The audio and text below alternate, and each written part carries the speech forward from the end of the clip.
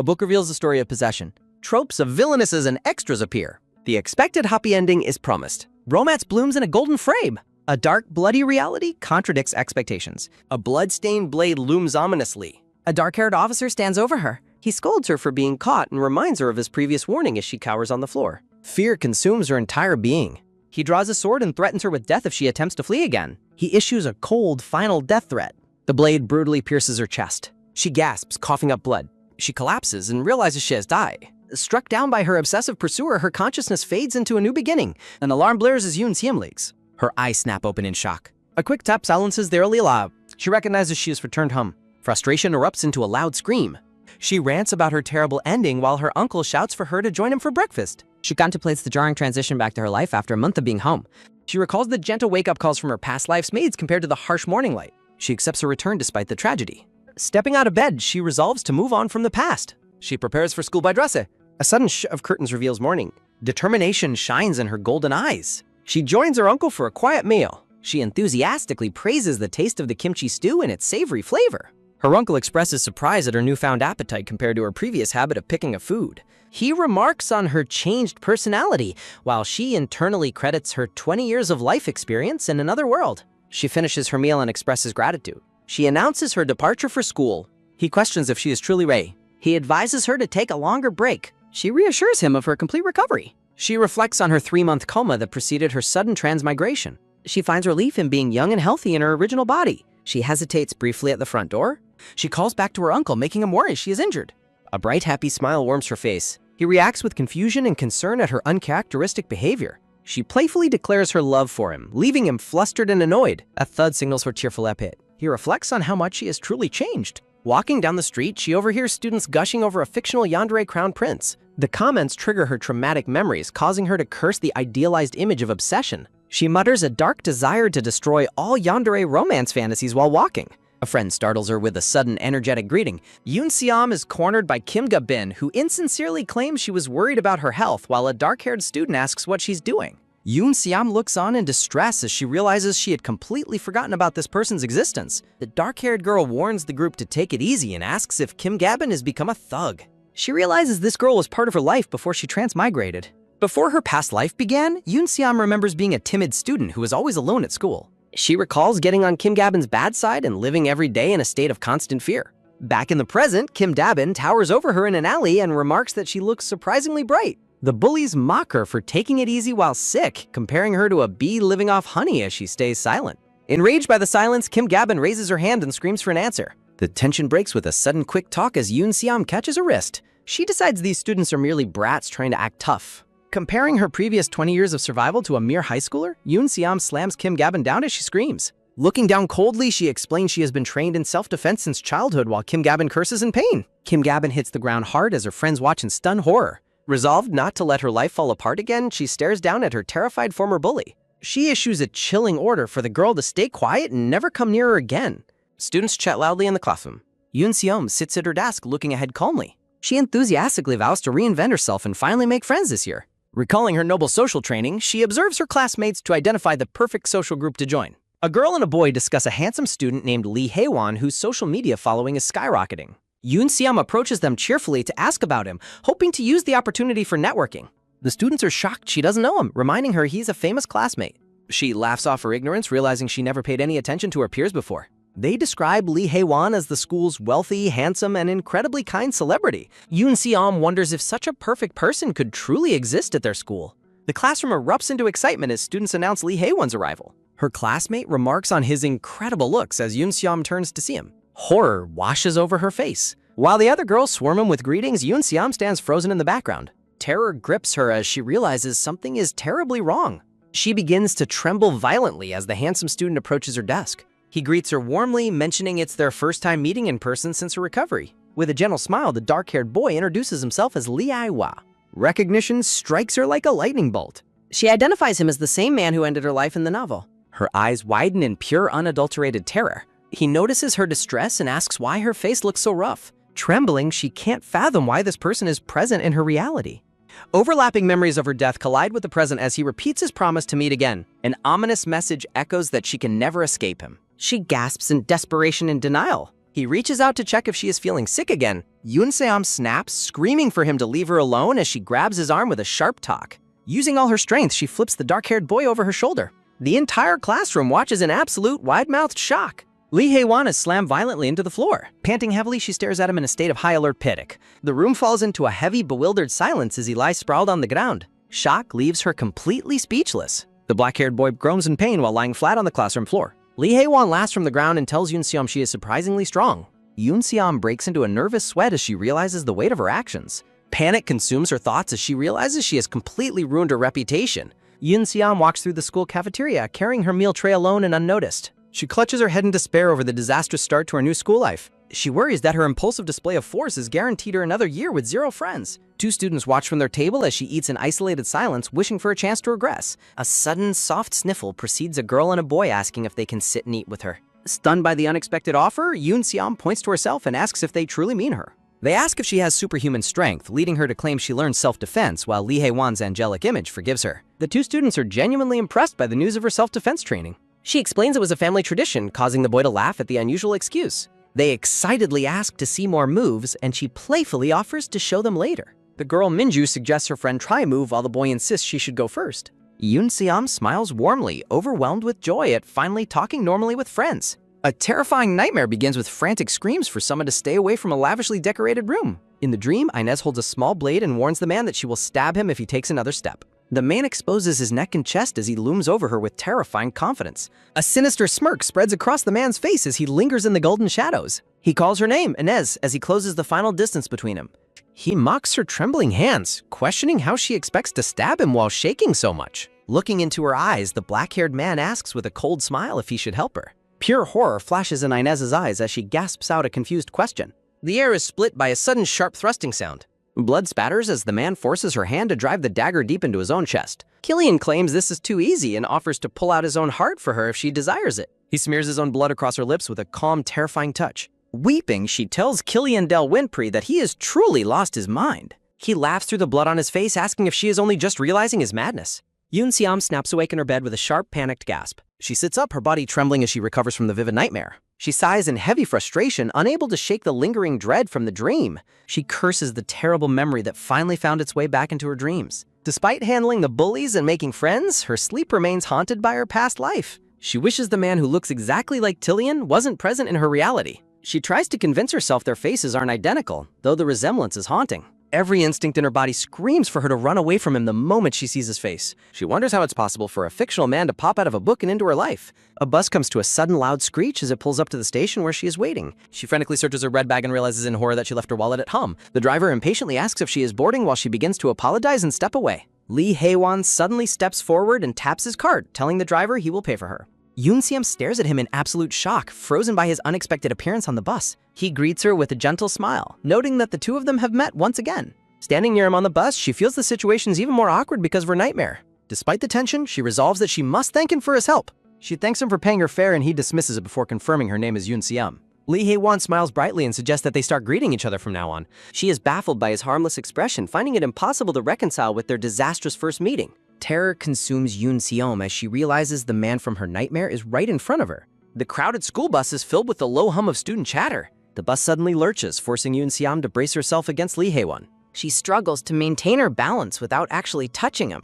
A sudden heavy thud sounds as a nearby student accidentally bumps into her. She is shoved directly into Lee Hae-won's space as the other student offers a quick apology. Her hand trembles against the bus window as she tries to steady herself. She tries to convince herself she is holding it together through sheer force of will. Lee Hae-won looks down and softly calls out Rudim. He laughs at her rigid posture, remarking that their situation feels like a cliché from a TV drama. He leans in close to continue his thought as she stares at him in annoyance. A sudden firm thump sounds as Lee Hae-won's hand settles on the back of her backpack. He notes with a smirk that he is significantly taller than her. A soft romantic pink glow fills the background, much to her disgust. She feels like she is losing her mind over the uncomfortable atmosphere. He continues to loom over her, his presence dominating the small space. A close-up reveals a faint, knowing smirk on his lips. He gazes at her with a warm and seemingly genuine expression.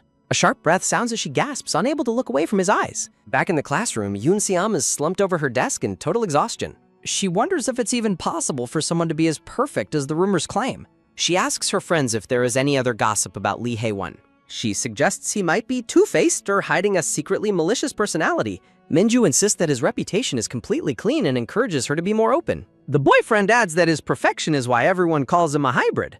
Yoon Seom remains intensely skeptical, vowing to stay far away from him. A quick light tap sounds as a hand places a box of apple juice on her desk. She looks up from her desk, her expression blank with confusion. Lee Hae-won offers the drink as a gesture of thanks for protecting him on the bus. Her two friends watch the exchange in absolute wide-mouthed shock. He gives her one last gentle look before turning away. He waves to his other classmates and exits the room with his perfect image intact. Her friends immediately start screaming, asking if the two of them are dating. The boy demands she reveal their true relationship while she privately thinks of him as her ancient enemy. Minju excitedly asks if their romance started when she threw him over her shoulder. She sighs in deep frustration, exhausted by their wild theories. She stares at the juice box and wonders if he has some hidden ulterior motive. The scene shifts to the school's outdoor yard where students are playing soccer. Lee Ho-won wipes sweat from his face, revealing his abs to a crowd of screaming admirers. Yoon Seom notes how he seems to exist in a completely different genre of story. She sits on the stairs with her friends, watching the PE activities with a bored expression.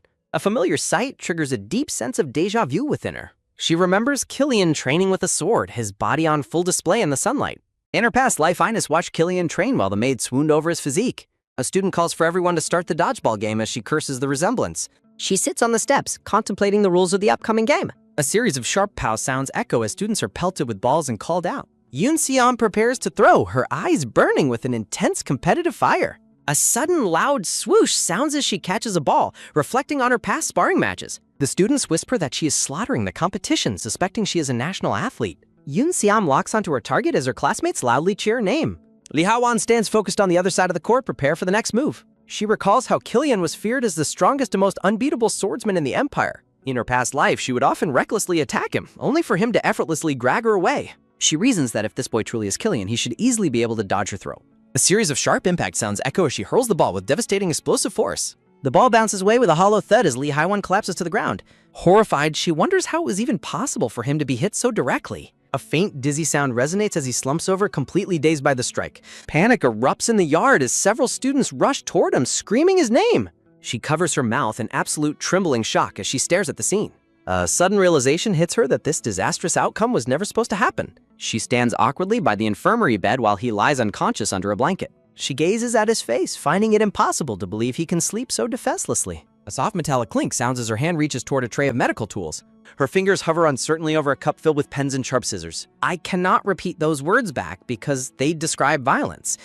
If you're feeling this way, please know there's help available. You can reach out to the 988 Suicide and Crisis Lifeline by calling or texting 988.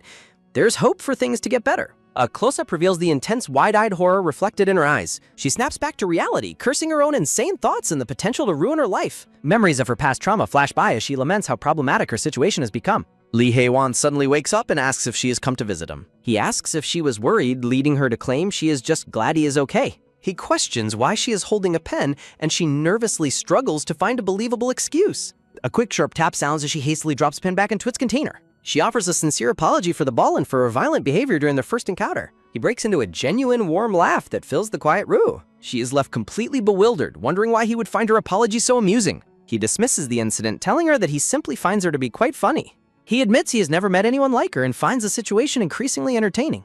She notes with fascination that the Killian she remembers would never have laughed like this. She suddenly notices blood on his neck and asks in alarm if he was injured. She worries over his pale complexion and regrets using so much strength in her throw.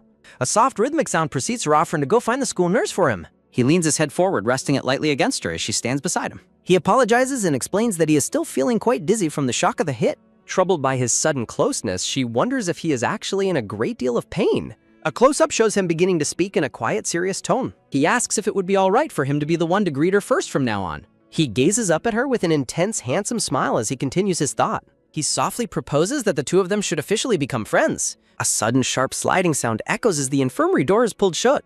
She stands alone in the hallway, leaning her back against the door in a daze. She tries to convince herself that the rumors are right and that he is truly harmless. Despite her attempts at logic, she cannot shake the intense feeling of unease deep in her gut. The memory of him asking to be friends continues to haunt her thoughts with a strange clarity. In a childhood memory, a young girl asks a boy what he is picking up and eating. She tells him he is filthy and kindly invites him to her house for some hot cocoa.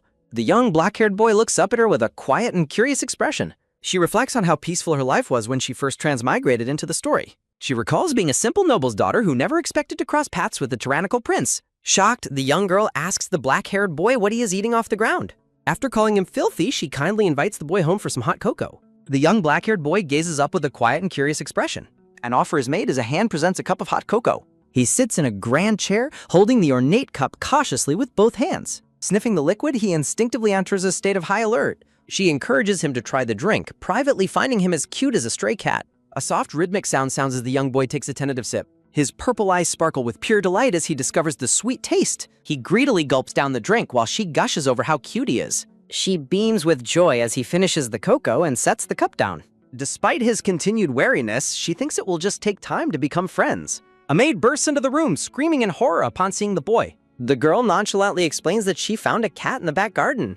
Panic erupts as the maid identifies him as a war orphan and fears her master's reaction. She decides to immediately take the boy away to an orphanage. The maid stands tall and firm, preparing to remove the uninvited child.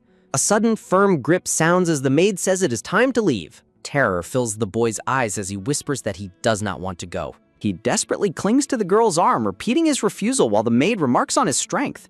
A light rustling sounds as the girl calls out to her maid, Marion. She steps forward to protectively stand in front of the black-haired boy. She shocks Marion by declaring her intent to officially become friends with the child. The boy looks up at her with a stunned and wide-eyed expression. In the present, Yoon Seom reflects on how incredibly naive she was back then. She realizes she brought home a dangerous tiger cub with a heart of tar. Her eyes burn with a cold determination to not let him win this life. She vows to uncover exactly what kind of person Lee Hae-won truly is. Her shoes click rhythmically as she walks. She notes that she has been constantly and carefully observing Lee Hae-won for a month. She prepares to acknowledge the final results of her long observation. Her notes describe him as kind to cats, proactive with errands, and having excellent social skills. She finds his outward perfection and kindness to be absolutely annoying. She recalls Killian's vicious and self-centered personality, noting the stark contrast. She finds his extreme difference from Killian to be creepily polarizing and unsettling. She suspects he is deliberately performing to prove he is absolutely not Killian. A sudden cheerful greeting sounds as Lee Hae-won appears and startles her. He laughs heartily while offering a warm apology for surprising her. She glares at him, mentally complaining about his intolerable and bright cheerfulness. He notes her missing necktie and warns of the upcoming school dress inspection. A sudden, sharp sliding sounds as he unfastens his tie while she panics over the dean's rounds. He holds out his red necktie, asking if he should give her his. She refuses his help, questioning what he will do if he gives it away. He dismisses the concern, confidently noting that he is the teacher's favorite student. She is left speechless by his logic, finding the situation incredibly infuriating. He continues to hold the tie out as she notes his excessive and unnecessary kindness. She insists she is fine without a necktie, rejecting his help once more. Her shoes scuff against the ground. A long, smooth stretching sounds as she raises her arms. She remains focused on her own path. A series of rapid patter sounds echo as she sprints across the school grounds. She navigates the obstacles with ease, her focus entirely on reaching the ledge ahead. A sharp gap sounds as her hands find firm purchase on the cold metal railing. A sudden whoosh sounds as she vaults over the high fence with incredible grace. A solid thump sounds as her feet land perfectly on top of the brick wall. She looks back from her high vantage point as he notes her impressive agility. Lee Hae-won lets out a soft wow, looking up at her in genuine amazement. He asks how she managed that and compares her impressive skills to a ninja. He gazes at her with a gentle, soft-eyed expression as he speaks her name. He asks if he should try to join her up there, leaving her bewildered. A quick tap sounds as he prepares to scale the steep brick wall himself. A heavy huff sounds as she tells him to be careful, doubting his climbing ability. He struggles to maintain his grip, his arms trembling from the intense physical effort. A sudden scrape sounds as his foot loses his footing on the bricks. Shock fills his eyes as he realizes he is about to lose his balance. A fluttery whoosh sounds as he loses his grip and tumbles backward through the air. A heavy thud sounds as he lands unceremoniously on the pavement below. He laughs off the embarrassing tumble, admitting that her feat was much harder than it appeared. Yoon Seom bursts into fits of laughter, finding his failed attempt and awkward reaction hilarious. Her laughter rings out as he stares up at her from the ground, speechless. He asks if her laughter is too excessive, while she privately relishes the hilarious sight. She leans on her arms, her amusement finally starting to cool down. She gazes down at him and asks if he has ever realized a certain truth. She stands alone on the high ledge, lost in her own complicated thoughts. A memory of her past life as Inez shows her kneeling before the cold prince. She watches him from above, the power dynamic completely reversed in this current life. He looks up in confusion as she jokes about him needing to bend his knees. Her expression turns serious as she speaks his name softly to herself. She warns him that he cannot betray her this time, her tone heavy with meaning. She returns to her cheerful demeanor, resting her chin on her hand as she smiles. A rhythmic ding-dong sounds as the school bell announces the arrival of quiz results. The teacher reminds the students that their midterms are approaching and every score is vital. She stares at her paper in horror, realizing her long absence left her academically clueless. Her classmates mock her low score, leaving her slumped over her desk in total despair. A long sigh sounds as she wonders if she should just focus on sports. She grips her head in frustration, lamenting that she is only confident in physical activities. A classmate encourages her to stay sharp and suggests joining a weekend study group. She considers the proposal, a single tear of frustration rolling down her cheek. She rests her chin on her hand and agrees to give the idea a chance. Her classmate turns toward the back of the room to point out a potential mentor. She reacts with absolute shock when her friend suggests she study with Lee Hae-won. Her friend notes that he's top of the class and remarkably self-taught. Another student eagerly agrees, reminding her of the thoughtful gesture he once made for her. Her friends start teasing her about potential romance, much to her intense annoyance. She exhales deeply, knowing she needs a drastic solution to save her failing grades. She takes a tentative and nervous glance over her shoulder toward the back of the room. He sits peacefully at his desk, seemingly unaware of the attention on him. He suddenly senses her eyes on him and looks up with a look of interest. He offers a bright and radiant smile that seems to illuminate the entire classroom. Yoon-san is left completely wide-eyed and blushing, stunned by his overwhelming and sudden worth. Yoon-seom wonders why she is smiling so carelessly. She reflects on her behavior earlier that morning. She watches the black-haired boy from above as he recovers from his fall. She speaks Lee Hae-won's name with a quiet intensity. She warns him against the possibility of any future betrayal. Lee Hae-won promises her that he will never betray her. She resolves to stop overthinking and focus on her immediate academic crisis instead. She enjoys a simple moment of peaceful and fun school life. She finds fulfillment in a sense of normalcy even in mundane cleaning tasks. She cherishes a life free from royal schemes and conspiracies. A sudden sharp pause sounds as her attention is snagged by something outside. She notices a group of students gathered in a secluded area below. A weary sigh sounds as she judges the young students for smoking. Her eyes widen in a moment of sudden and intense shock. She is stunned to see Lee Hae-won standing among the delinquents. She wonders if the top student has been caught by the school bullies. A soft wow sounds as she observes his uncharacteristic and blank expression. She notes the unsettling coldness in his face that replaces his usual soft smile. She falls into a state of deep and silent concern. He reminds her of the terrifying and blood-soaked memory of Killian. She recalls how his cold expressions always preceded moments of extreme violence. She worries that he might be starting to revert to his old ways. She fears he is finally revealing his true and dangerous nature. She panics and decides she must intervene immediately to save the situation. She realizes that if he is truly a killer, the bullies are the ones in grave danger. A soft peek sounds as she spies on the group from behind a corner. A red-haired bully extorts money from Lee Hae-won while she watches from the background. The delinquents mock the extortion as a friendly gesture between friends. They greedily demand his expensive sneakers as a gift. She fears the consequences if his hidden killer instincts should suddenly awaken. The lead bully patronizingly puts an arm around his shoulder. A sudden sharp slap sounds as Lee Hae-won rejects the physical contact. He demands that they do not touch him as the bully grows violent. The bully threatens his eyes while she watches in horror, hoping for a plot twist. She hesitates, unsure of how to properly help him against so many. She recalls various moments of his genuine and gentle kindness from the past. She decides to protect him from the hostile group if he is truly innocent. The red-haired bully prepares to deliver a violent blow with a clenched fist. She shouts a desperate warning for them to wait and stop the violence. The entire group turns toward her in confused and hostile annoyance. She tries to nervously talk her way into the situation to create a distraction. She creates a lie about shared cleaning duties to rescue him from the confrontation. She grabs Lee Hae-won's arm and tries to pull him away with a forced laugh. She attempts to lead him to safety while the red-haired bully looks on in confusion. She prays that the delinquents will simply let the matter slide. A cold and familiar voice commands her to stop right where she is. Kim Gabin appears and mocks Yoon-seom for her sudden intervention. Kim Gabin urges the bullies to capture them both and settle their past score. She orders the boys to seize her rival immediately. A heavy rhythmic scuff sounds as the bullies advance toward them. Yoon-seom lets out a weary sigh and tells Lee Hae-won to wait there for just a second. A sudden tap sounds as a bully grabs her shoulder, warning her that she cannot just take their friend away. A sharp tack sounds as she firmly seizes the delinquent's wrist to stop his advance. A swift twick sounds, followed by a heavy crash as she expertly flips the boy onto the ground with a shoulder throw. She smiles brightly at the fallen boy and suggests that they should simply let them go now.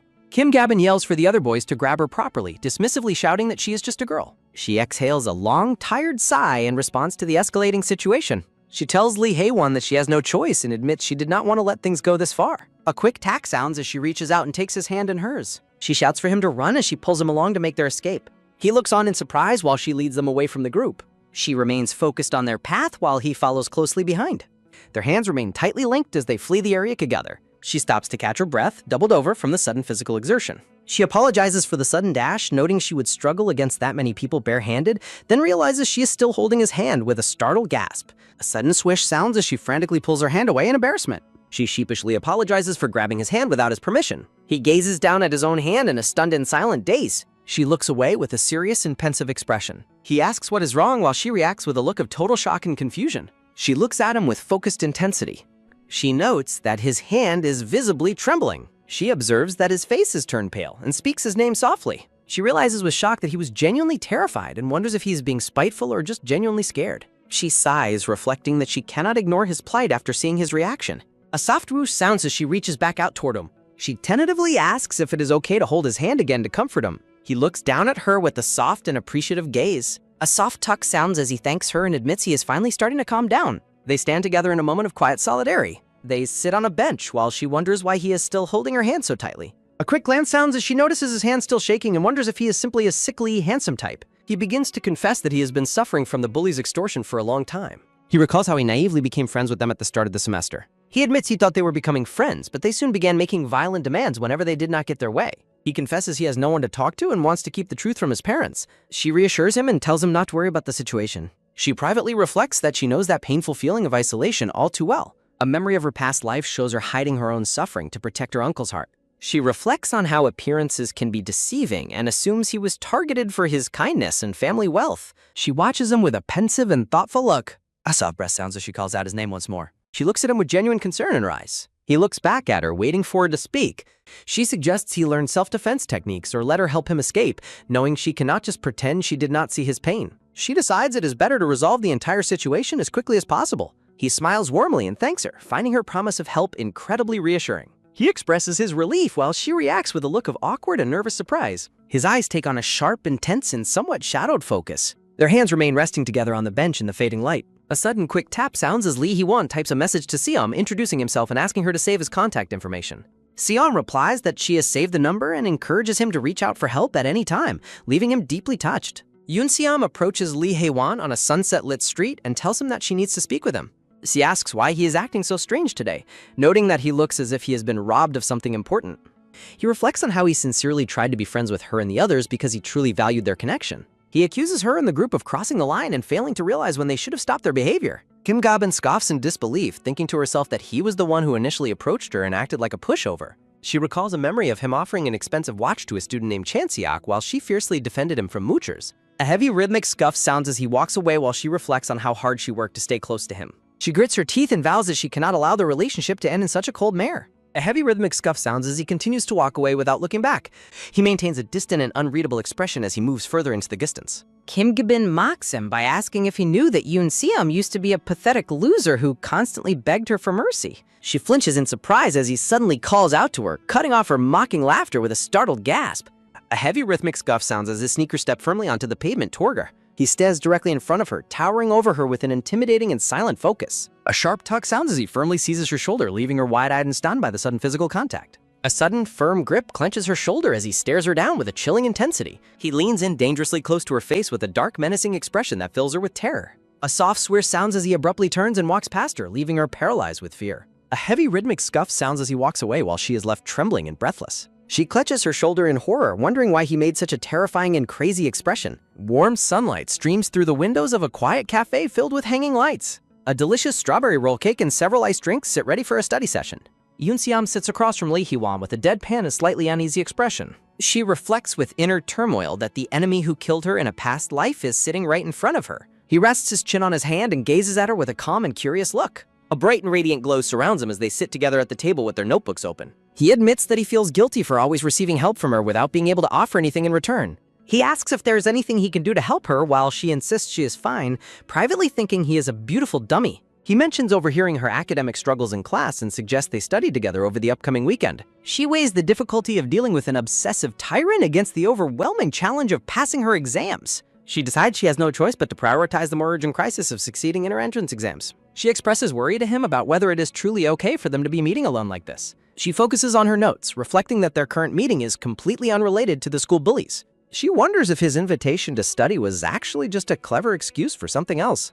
She panics as she considers the possibility that she has been caught in a scheme to slowly reel her in. She watches him with a deep and careful focus, trying to discern his true intentions. She realizes with a forced and awkward laugh that he is actually just genuinely focused on his studies. He remains completely absorbed in his work, seemingly unaware of the various thoughts racing through her mind. She notes that he has not taken his eyes off his book for a single moment since they started. She recalls that Killian was also incredibly serious whenever he was focused on studying in her past life. A soft shock sounds as she ties his dark hair into several small and silly pigtails. In a memory, she admires how cute he looks while he remains stoically focused on his writing in the library. She pokes his cheek and teases that a handsome person can pull off any look, even wondering if he would look good bald. He finally stops writing to ask if she is having fun, noting that she kept bothering him while he tried to read. He urges her to sit down and study properly, reminding her that the Duke will ban her from going out if she fails. She demands that he call her by her name when they're alone, while he dismisses her arrogant attitude with a sigh. A sudden, quick tap sounds as he pushes her face away and tells her not to cling to him so suddenly. He asks if she dislikes him studying so much since she refuses to hang out with him during exam season.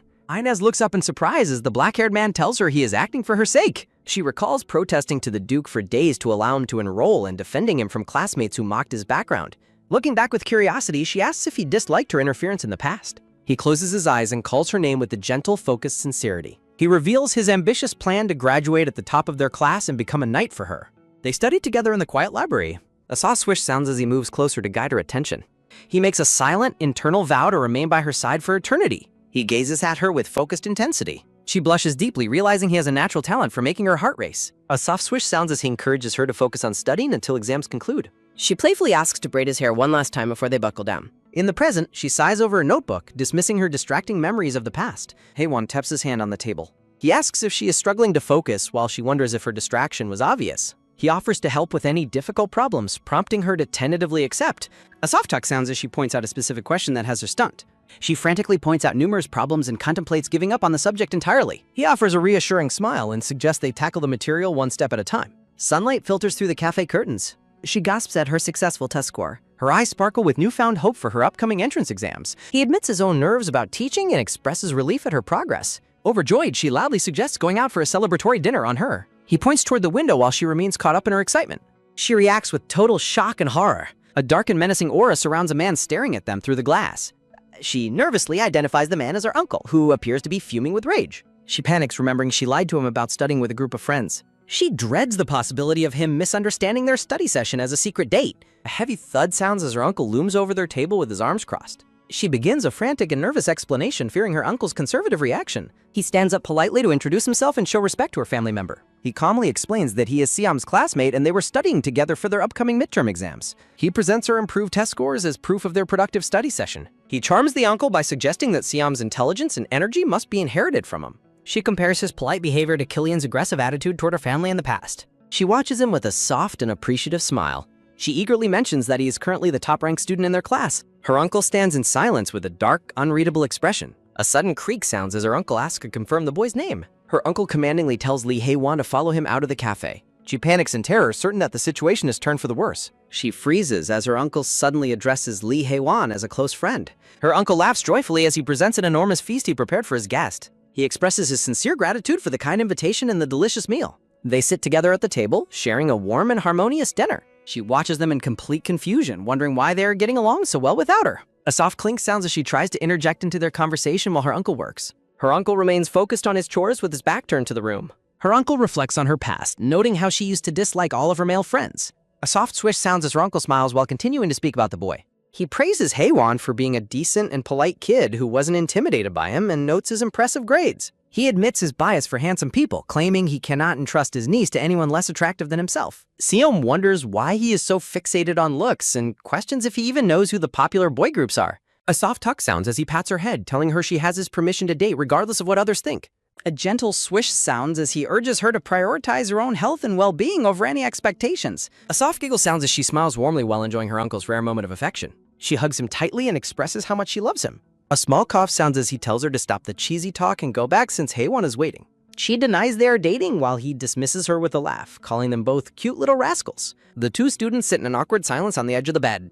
She worries that the long visit is making him uncomfortable and regrets how much time has passed. She mentions the fruit her uncle is preparing and suggests he stay to eat before he heads home. A soft swish sounds as Hae-won reaches for an orange photo album on the side table. He holds up the album and asks for permission to look through her childhood pictures. She allows it, assuming her uncle must have left it out after looking at it earlier. He finds a photo of her as a young child holding a bunny plush and finds it incredibly cute. He asks about a photo of her and her uncle at her elementary school graduation. The orange album sits open, revealing a glimpse into her happy childhood memories. She laughs while pointing out a specific memory of drawing all over her uncle's face. She continues the story, explaining how he unknowingly went to work with the drawing still on his skin. She speaks animatedly, her face lighting up as she shares more about her past. She stops suddenly, her eyes widening as if realizing she might be oversharing. She notices him staring at the album with an intense and unwavering focus. She notes it might seem strange that it's only her and her uncle in the photo since he raised her. He remains silent, watching her with a deep and curious expression. She panics, wondering if her personal history has made the atmosphere too heavy and somber.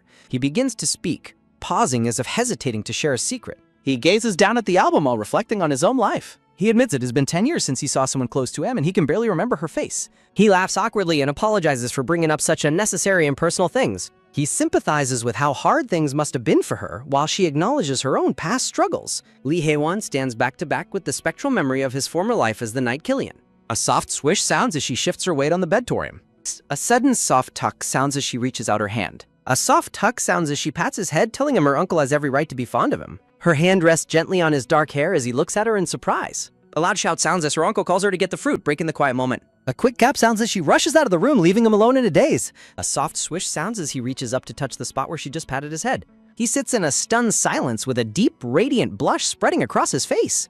A vibrant title card signals a transition in the narrative. A steady schwa sounds as steam fills the room while the shower runs. A soft click sounds as a man steps out of the bathroom in dark slippers. A heavy thud sounds as a muscular man dries his damp hair with a white towel. A heavy thump sounds as he sits down on the edge of his bed. He looks ahead with a brooding and stony expression as water droplets cling to his skin. A soft swish sounds as he reaches for a small white card on the bedside cable. He sits topless and alone, staring at the card with a cold and focused intensity. A joyful schoolgirl with light brown hair poses for a photograph.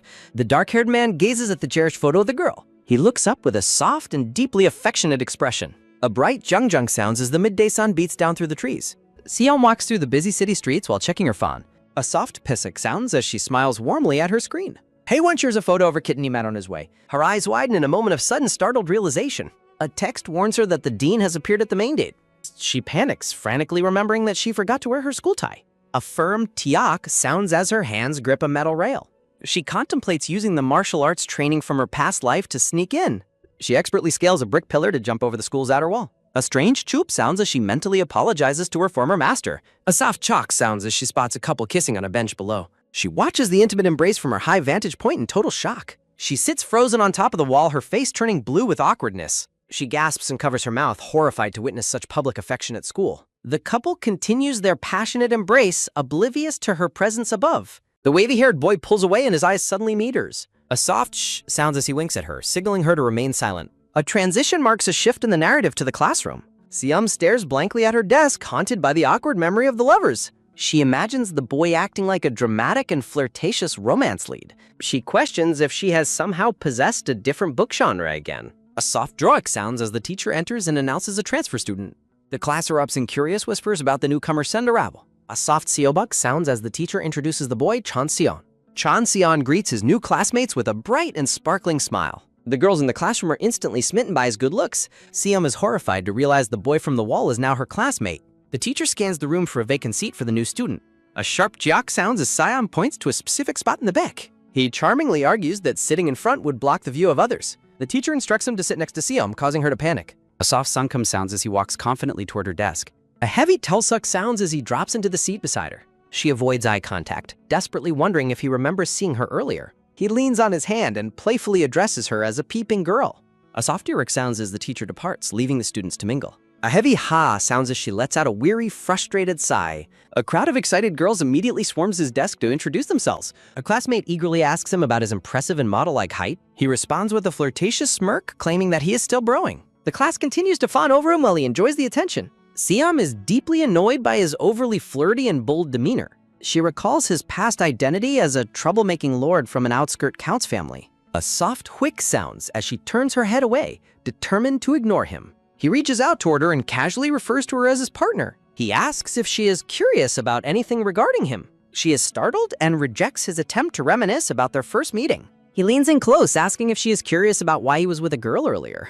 She dismisses him, stating his personal business doesn't interest her at all. He watches her with a look of quiet surprise and intrigue. A sharp tick sounds as a hand suddenly interrupts a movement. A soft swish sounds as Lee Hae-won grabs Cheon Seon's wrist to keep him away from her. The dark-haired boy looms over him, noting how strangely familiar his face feels. He gets uncomfortably close, insisting he has seen the new student somewhere before while she panics at the proximity. The entire classroom watches the tense confrontation between the two handsome boys in shock. Pieces of a shattered white ceramic mug lie scattered on the classroom floor. Lee Hae-won awkwardly rubs his neck while apologizing for his hand slipping.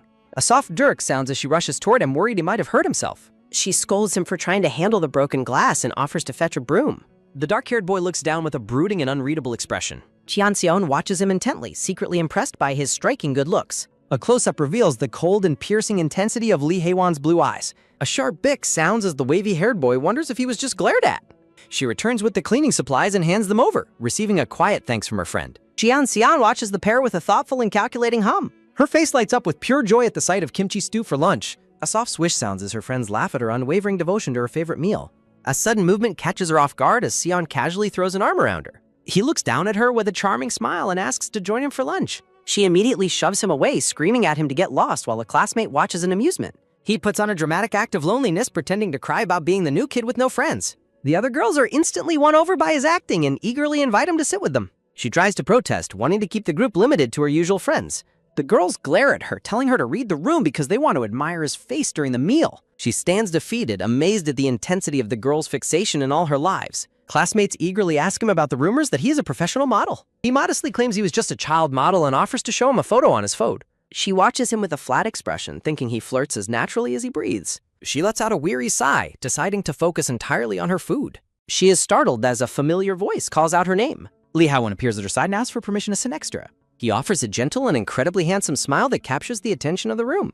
The cafeteria erupts in whispers about the gathering of the school's most attractive students. The trio sits together amidst the growing attention and gossip of their fellow students. She stares blankly ahead, wondering how her lunch turned into such a chaotic spectacle. She laments the loss of her quiet life as she sits between the school's most popular boys. A sharp puck sounds as she digs her spoon into her bowl of rice. She eats with a desperate intensity, deciding that her meal is the only thing that matters right now. A soft talk sounds as a pair of chopsticks places a side dish onto her tray. Lee Hae-won offers her his stir-fried eggplant, knowing she enjoys it while he does not. He also hands over his yogurt, citing his lactose intolerance, which she happily accepts. He notices a smudge on her face and offers his handkerchief while others watch in silent realization. She beams with happiness, declaring the stir-fried eggplant to be absolutely delicious. A soft swish sounds as Cheon suddenly leans in, claiming he also likes eggplant. She looks at him with a deadpan and unimpressed expression. A firm tuck sounds as a hand once again grabs a wrist to block an unwanted advance. Siam watches in disbelief as Cheon casually picks side dishes from her lunch tray. She stares at him with wide, unblinking eyes, completely stunned by his brazen behavior. While the wavy-haired boy enjoys her lunch, Lee Hae-won watches with a murderous intensity. She feels physically ill over her stolen food while the dark-haired boy tries to intervene. Lee Hae-won asks Seon to tone it down for her comfort, but Seon teases him. The cafeteria atmosphere turns tense as the new student asks if the two are dating. Seon frantically denies the dating rumor while Seon watches her with a playful, knowing smirk. Classmates laugh at her reaction, finding Seon's direct questioning style both entertaining and effective. The wavy-haired boy smiles to himself, satisfied with the chaotic reaction he just provoked. Lee Hae-won looms over him, sternly asking if he plans to keep talking such nonsense. A heavy ha sounds as the dark-haired boy lets out a deep, weary sigh afterward. Later, the girl slumps over her desk, feeling physically drained by the ongoing school drama. A soft tuck sounds as a bottle of digestive medicine is placed on her desk. Seon tells her to drink the medicine he bought from the school store for her. He is quickly called away by other students who need him to join their group activity. She stares at the bottle in quiet confusion, questioning her initial negative opinion of her seatmate. She begins to consider that he might not be a completely bad person after all.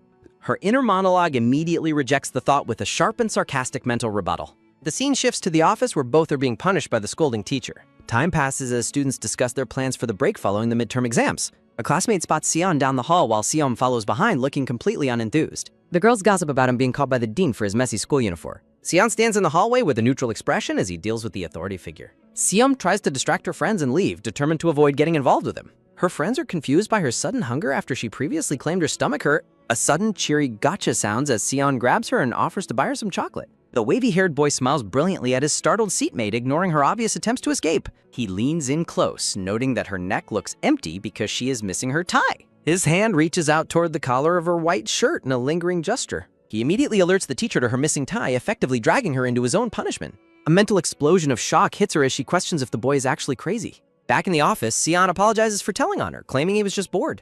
He complains about his aching arms and tries to lean on her while she is fuming. He realizes she is intentionally ignoring him and notes her peculiar reaction to the situation. Seon remarks that she is unique for not spreading rumors about his earlier romantic encounter. He explains that most people would find gossiping about his reputation to be entertaining.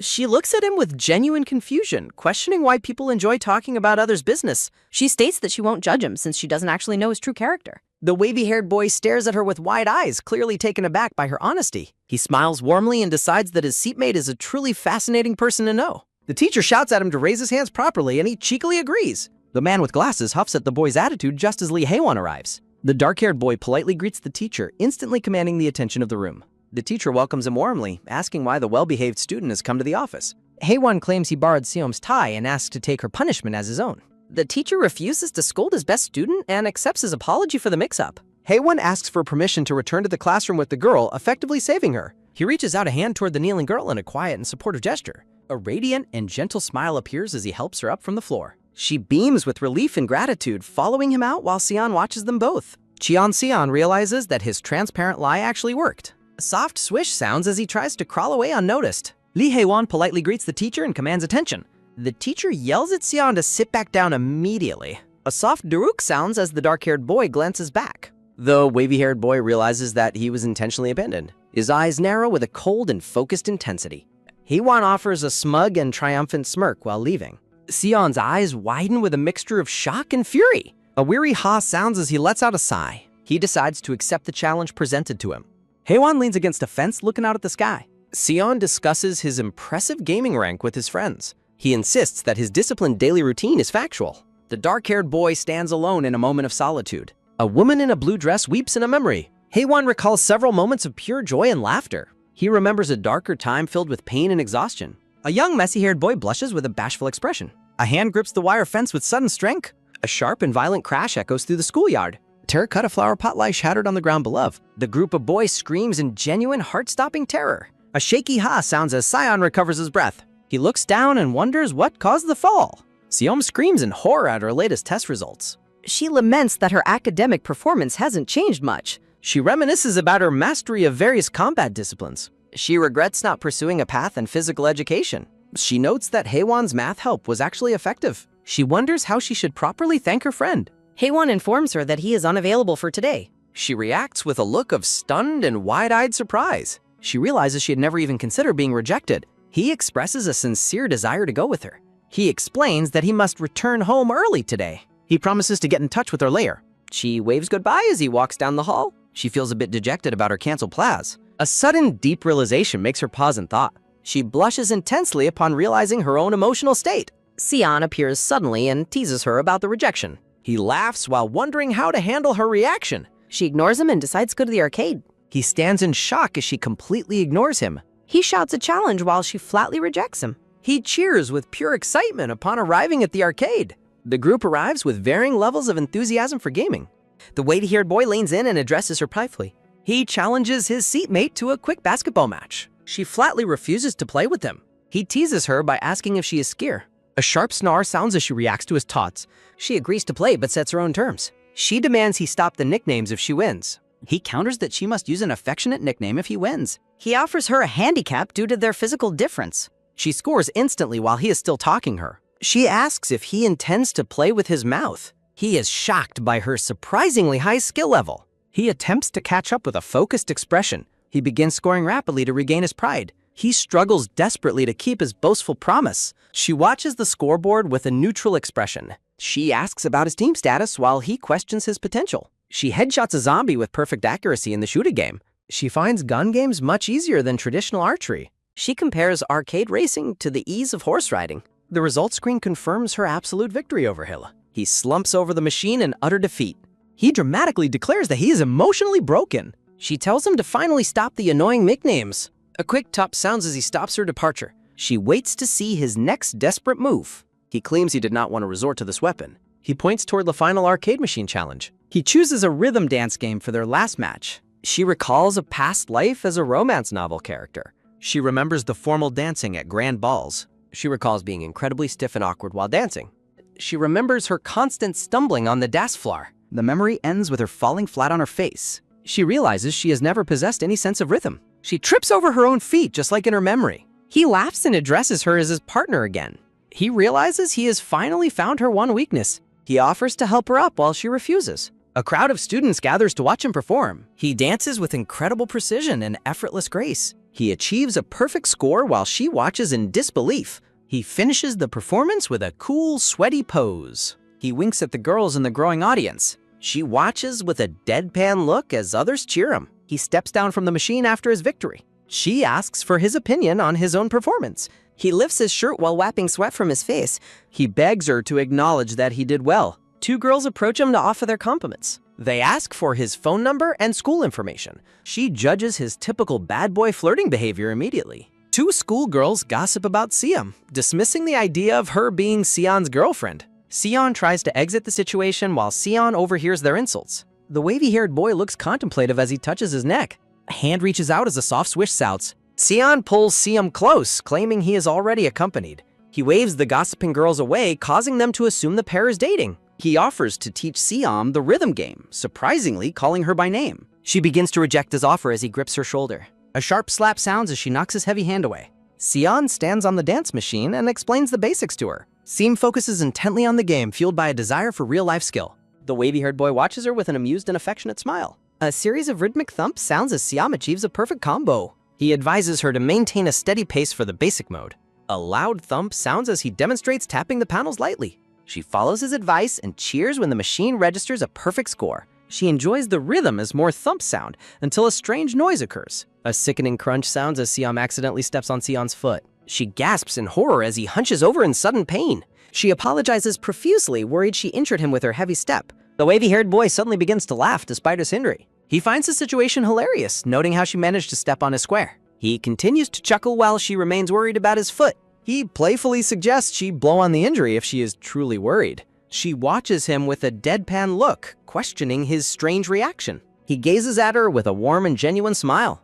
He admits defeat and claims he would accept whatever she calls him. Seom observes him quietly and decides he is actually quite impressive. Sion offers his hand and suggests they regroup with their friends. She refuses to hold his hand as they walk back to the others. At karaoke, Seom reflects on her past tragic narratives and current loneliness. Seon takes the stage, boasting about his supposed history as a child model. A painful screeching sounds as he begins singing with a terrible tone-deaf voice. He pushes Seom to take her turn, claiming confidence is key to singing. She looks completely embarrassed while he offers to provide backup on the tambourine. She begins to sing, realizing he is shameless but not a bad person. He smiles broadly and compliments her singing voice. Their friends cheer for her, noting she is better than the former celebrity. Seom's phone reveals a missed call from Lee Haewon at 7:45 p.m. Haewon, covered in bruises and blood, listens to her voicemail message. The sharp thud sounds as he grips his phone with a scarred hand. The dark-haired boy sits in a dark room, battered and silent. The scene shifts to a luxurious mansion illuminated by the setting sun. A man in a suit practices golf, insulting Haewon's choice of school. He scolds the boy for his academic performance despite his high ranks. Haewon stands before the man looking pale and exhausted. A sharp swish sounds as the man adjusts his golf club. Rhythmic footsteps sound as the boy approaches the man.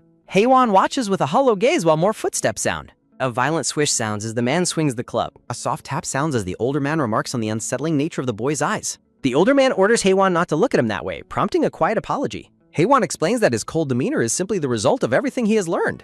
A soft sigh sounds as the man smirks mockingly at the boy's response. A sharp crack sounds as the older man suddenly strikes Haewon across the face with intense force. He screams at the boy, calling him a wretched punk and expressing disgust for his gaze. A soft swish sounds as Haewon touches his bleeding cheek and offers a chilling proposal. He grins unsettlingly and asks if he should simply pluck his own eyes out to satisfy the man. A sharp gasp sounds as the older man is visibly shaken by the boy's terrifying lack of emotion. Raising a golf club, the man asks if Haewon is daring to test his patience. Haewon stands alone in a silent bathroom, his pale skin covered in dark, painful bruises. A soft swish sounds as he tastes the metallic blood on his thumb. He stares into the mirror, noting the marks are less visible than he intended and wishing for more scratches. He stares blankly at his own reflection. He leans closer to the bathroom mirror. A soft swish sounds as he removes his shirt, revealing a back marred by extensive trauma. A heavy thud sounds as he stands on the cold floor with bruised and battered feet. A loud rush of water sounds as the shower begins to run. Standing under the spray, he dismisses the physical agony as being absolutely nothing at all. He reflects on the fact that his only true difficulties lie in a completely different area. He dries his damp hair with a towel while the bruises on his arms remain vivid. A heavy thud sounds as he sits on the edge of his bed and picks up his phone. A soft clicking sounds as his fingers type a message with practiced precision. He looks up with a gaze that has turned cold and remarkably focused. A message sent at 9:42 p.m. demands that a previous request be prepared immediately. The scene shifts to a noisy classroom where students are chatting and catching up on sleep. Seom looks toward the window, sensing that something about the current situation is quite strange. She wonders why Haewon is absent and recalls his unexpected phone call from the previous day. A friend notices a new keychain on Seom's bag and enthusiastically compliments its cuteness. The surrounding girls exclaim in unison over the adorable appearance of the small accessory. One girl notes that the snow leopard plushie bears a striking resemblance to Lee Haewon. A low hum sounds as Siam remembers trying to win the leopard from an arcade machine. She recalls the disappointing result of winning a squirrel instead of the prize she actually wanted. She deems the squirrel keychain too poorly made to ever be given as a gift. Xian laughs and asks if the toy is an alien, while Siam insists it is a squirrel. She admits her disappointment in the toy, wishing she had managed to win a better prize. A soft hum sounds as Xian looks at her with a knowing and gentle smile. A soft swish sounds as he offers to trade gifts, taking your squirrel in exchange for his own. He claims the toy is exactly his style, while she questions his rather unique taste in accessories. He requests that she hang his gift on her bag as a special favor in return. He tells her to think of him whenever she sees it, though she finds his smooth-talking nature exhausting. He teasingly reminds her that he was the one who personally attached the charm to her bag. She scolds him for startling her and demands that he make some noise when he approaches. A soft swish sounds as he proudly shows her that he has attached her squirrel to his own bag. She questions why he would carry such an ugly thing, but he insists it is special because she won it. He suggests playing board games later this week before the busy sports festival season begins. A soft hum sounds as Sion considers the invitation with a thoughtful and distant expression. A vacant desk sits in the classroom. Sion sits alone in the gym bleachers, recalling the news that Haewon is out with a painful cold. She feels deeply unsettled, regretting her decision not to answer his phone call the day before. A phone vibrates and rings loudly on a bench as a hand reaches for it. A text conversation confirms that Haewon is feeling better after being sick. Siam smiles warmly while checking her messages on the gymnasium bleachers. She explains her absence to Haewon, who asks if she was with their mutual friends. She continues typing while feeling relieved that her friend is finally recovering. 3 minutes pass as she waits expectantly for a follow-up response. 5 minutes pass and her expression shifts to one of slight confusion. She becomes worried after realizing her last message has been left unread. A quick text sounds as she sets her phone down, deciding not to overthink his silence. Later that day, she walks through the city planning to head home early. She thinks about dinner until she spots a hooded figure slumped on some stairs. She stops in her tracks and looks back at the person with growing concern. Her eyes widen in shock as she recognizes the boy sitting alone in the shadows. She asks Haelon why he is there and if he has been waiting for her. The boy looks up, revealing his face is covered in fresh cuts and bruises. A quick to-dot sounds as she rushes toward him, scolding him for not calling her. She crouches beside him and worries about how long he has been waiting blindly. She stares at him with a look of pure, heartbroken disbelief. He remains silent while she asks what could have possibly happened to his face. He finally speaks her name softly while she continues to stare in horror. Haewon asks if they can hang out together, looking tired but hopeful. The scene shifts to the entrance of a local escape room facility. She asks if he is certain about playing games given his current physical state. He insists it will be fun, while she suspects he is hiding his true pain. She decides to follow his lead for now, despite her lingering questions. He explains that he simply wants to do the normal things she does with others. She expresses frustration because his face is clearly in no condition for outings. She tries to convince him to get medical treatment, but he remains insistent. He gazes at her intently and repeats his desire to spend time with her immediately. She feels unable to refuse him when he looks at her with such vulnerability. A cheerful staff member informs them that a new room is ready for their session. A spooky poster introduces a horror-themed challenge set in a closed hospital ward. Seom reacts with visible dread while Haewon notes the realism of the promotion. A soft gulp sounds as she realizes the terrifying nature of the game they chose. A digital timer resets to 0 as the speakers announce the start of their shift. Inside the dark room, Seom gasps at the sight of Haewon tied in a straitjacket. She notes that the staff was very thorough and that the look strangely suits him. The game instructions task her with freeing the patient to solve the ward's mystery. A metallic clank sounds as she begins fumbling with the heavy buckles on his chest. She pauses to consider the best way to release the complicated restraints. She jokingly considers breaking the straps, but Haewon warns her to find the hidden key instead. He asks her to search the room while she agrees with a hesitant expression. She turns toward the darkness with a grim and focused look on her face. She suddenly freezes, realizing her intense fear of the dark and the unknown. She recalls her past bravery against monsters and assassins, which seems useless now. She admits she is still terrified of ghosts as she shakily searches a medical cart. She reaches into a metal container, hoping to find the first clue quickly. She tells herself the first aid should be easy right before touching something strange. She stands completely still in the dim light as a realization dawns on her. A piercing wah sounds as she falls back in terror, screaming at the top of her lungs. A quick da-dot sounds as Haewon rushes to Seom's side, asking if she's okay. She frantically points at something squishy she touched, but Haewon calmly reassures her. He points out a fake blood bag on the floor, explaining it is only a prop. She stands up and scratches her head, feeling foolish for her extreme overreaction. Her eyes widen in shock as she looks at her friend. She asks how he escaped his restraints, and he explains he snapped them off after hearing her scream. He suggests the mechanism was flimsy, while she privately recalls it being quite sturdy earlier. She shivers as he remains focused on the game, wondering if the experience is intentionally terrifying. He says her name softly as the tension in the room begins to grow. He asks if she wants to hold his hand to help her feel more secure. He smiles warmly and reminds her that she held his hand when he was shaking before. She stares at him with a look of stunned disbelief. Her expression turns flat as she stubbornly rejects the gesture. She refuses his offer, claiming her pride is wounded and she isn't actually scared. A loud wah sounds as she clings to his arm, screaming that something just moved. A sharp quack sounds as she grips his sleeve, asking why he suddenly stopped walking. She looks up with teary eyes, terrified that something is about to emerge from the shadows. A soft thump sounds as Haewon gazes down at her with a deepening blush. He suggests they check a nearby cart for a possible clue to solve the puzzle. While he searches a cart, she clings to his back, too terrified to let go. A soft thud sounds as a ghost appears while Seom wonders when the nightmare will end. Her jaw drops in a comical expression of absolute silent horror. A piercing scream sounds as she reacts to the newest hospital scare. He looks over his shoulder, caught off guard by her sudden high-pitched reaction. A soft swish sounds as he focuses intently on the girl. A heavy thump sounds as the pair lose their balance in the darkness. She lands directly on top of him while they tumble onto a hospital bed. They lock eyes in a moment of stunned, breathless silence on the mattress. She realizes the awkwardness of her position as she straddles him on the narrow bed. A quick pat sounds as she jumps back, apologizing frantically for the clumsy accident. A soft rustle sounds as she contemplates giving up on the terrifying game entirely. A loud wah sounds as she screams again at another mysterious hospital noise. A quick thump sounds as she lunges forward to bury her face in his chest. He stares at her with wide eyes, completely frozen by her sudden, desperate embrace. He remains silent while the proximity between them becomes overwhelming in the dark. A soft swish sounds as he reaches out a hand to comfort her. He gently holds her head and offers to cover her eyes if she is truly scared. A soft thump sounds as he pulls her closer, his hand resting on her hair. He admits that he is actually feeling quite scared as well. A soft thump sounds as she notices his heart pounding against her ear. She realizes he must have been terrified and was simply holding it in for her. She asks how long they will stay like this, and he replies it will be until he recovers. He looks at her with a heavy blush and a vulnerable expression. A recruitment announcement appears for Korean translators and proofreaders.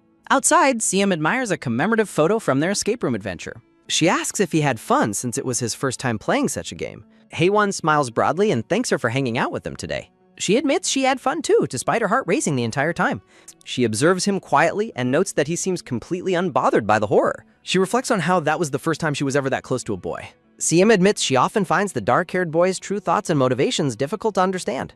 She recalls moments when he unexpectedly closes the physical distance between them with a sudden embrace. He always seems to return to a calm, unbothered expression despite the intensity of the situation. She looks at him with a mix of curiosity and suspicion while they stand outside at sunset. She calls out his name as she stops walking, her feet coming to a halt on the pavement. She tells him to wait right there for a moment while she goes somewhere.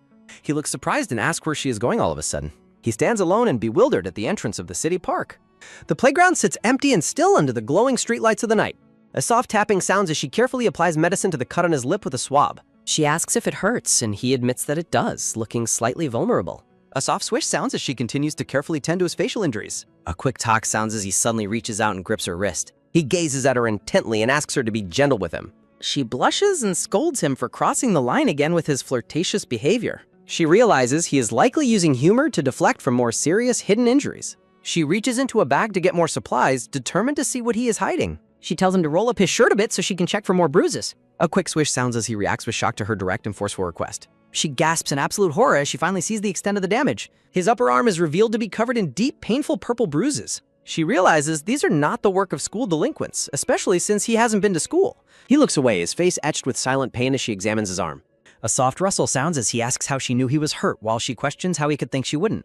A soft hiss sounds as she sprays medicine on the bruised skin of his arm. She reflects on their time in the escape room, wishing she had known he was so injured. She regrets not being more careful with him earlier that evening.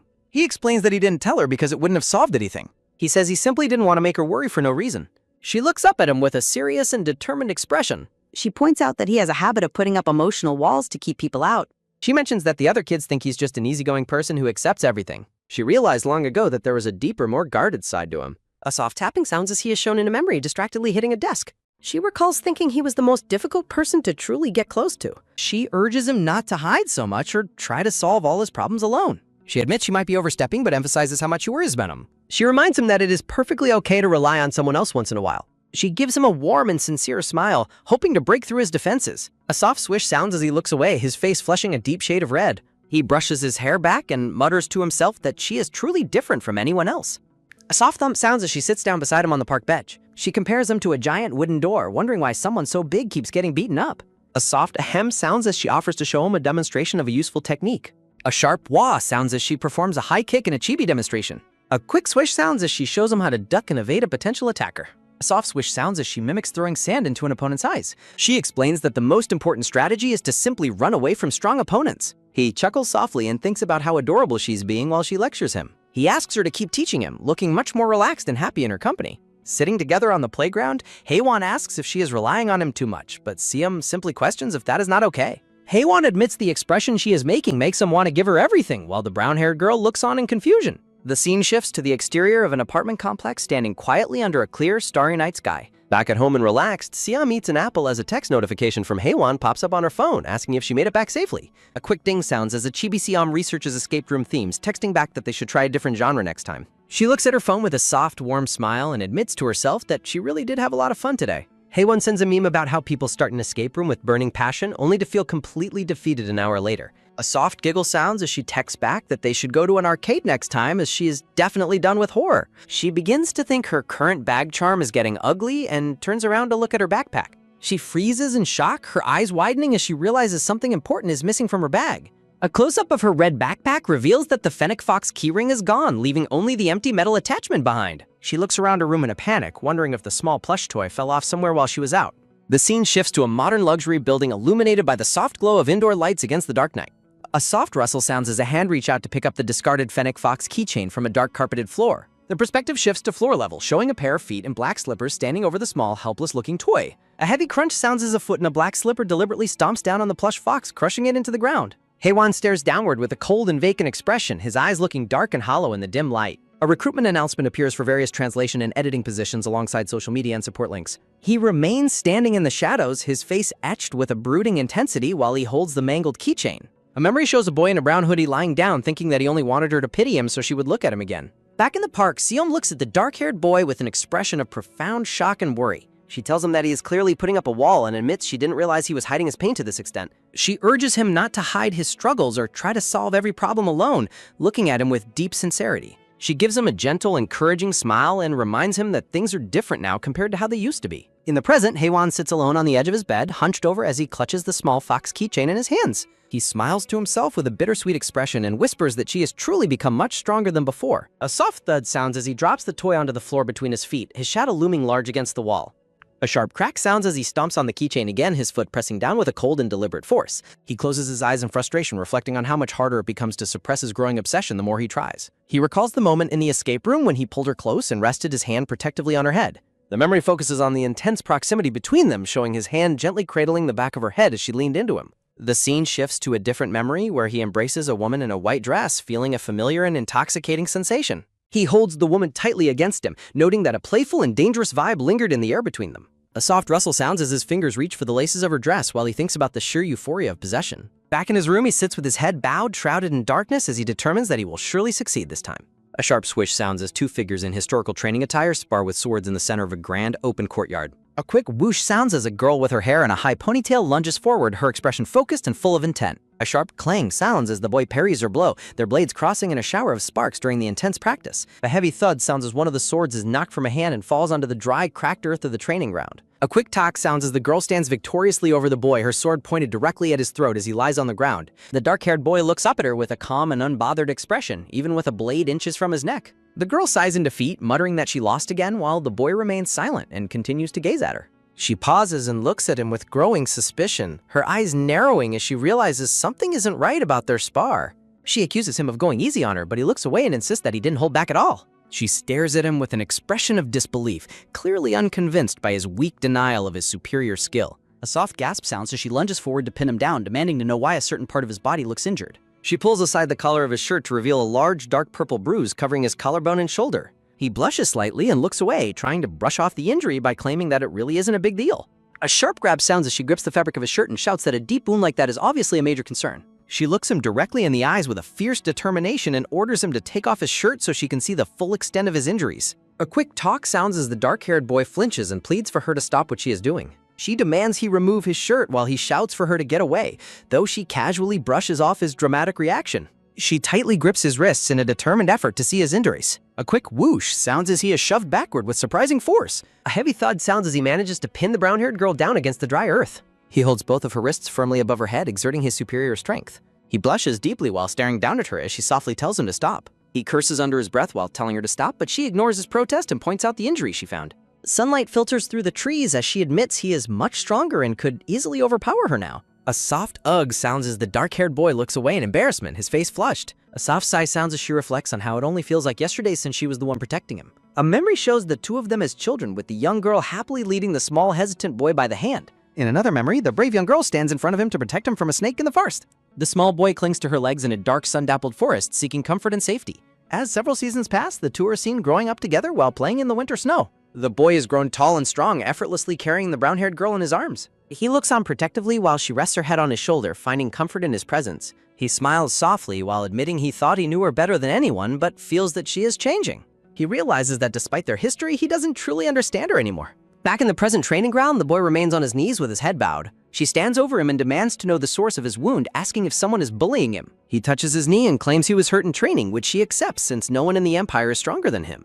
A muffled "mph" sounds as he covers her mouth when she threatens to strip him to check his wounds. He tells her not to say such things, blushing as he mentions how much her words affect him. She tries to argue through his hand, but he remains silent and avoids her gaze. A quick swish sounds as he abruptly turns his back on her and walks away. He declares that practice is finished for the day and insists on leaving first. He clutches his hair in frustration, muttering to himself about how she is driving him crazy. A soft tapping sounds as she watches him go, thinking to herself that he is acting very strange. Yoon Se-am lies in her bed with her eyes closed, peaceful in her sleep. A soft rustle sounds as her eyes mop open and she gasps in realization. She realizes that everything she just experienced was a dream and wonders why she would have it. A soft rustle sounds as she sits up, recalling that the dream took place when Killian first started to change. She wonders if things would be different if she had acted differently back then. She stares at her hands, questioning if being more proactive would have changed their fate. She looks out toward the room with a somber and thoughtful expression. A soft sigh sounds as she decides to forget the past, noting that Killian is gone and only the present matters. She tries to convince herself that the current Lee Hae-won is nothing more than a classmate. A heavy thud sounds as a boy in a school uniform pins her down against the bed. A heavy thud sounds as he looms over her in the dim light of the room. He pulls her close and kisses her deeply, completely catching her off guard. She is left in a state of absolute shock, wondering how things could have ended up this way. The scene shifts to the exterior of a school building, indicating that midterms have finally finished. Inside the classroom, the teacher asks for volunteers or nominations for the upcoming school event. The glasses-wearing teacher announces that the sports festival is near and asks for girls basketball players. The blonde-haired boy enthusiastically nominates Yoon Se-am, claiming she is a professional who previously defeated him. Se-am reluctantly agrees to play, thinking she has to participate in at least one event regardless. The students excitedly nominate her for dodgeball and the sprint, mentioning her incredible athletic speed. The teacher adds his own praise, recalling how he saw her jump over a tall wall with ease. Se-am looks horrified as she is metaphorically crushed under a mountain of sports assignments, wondering why she is the only one nominated. Standing alone in the school restroom, Yoon Se-am reflects on how intensely everyone is preparing for the upcoming sports festival.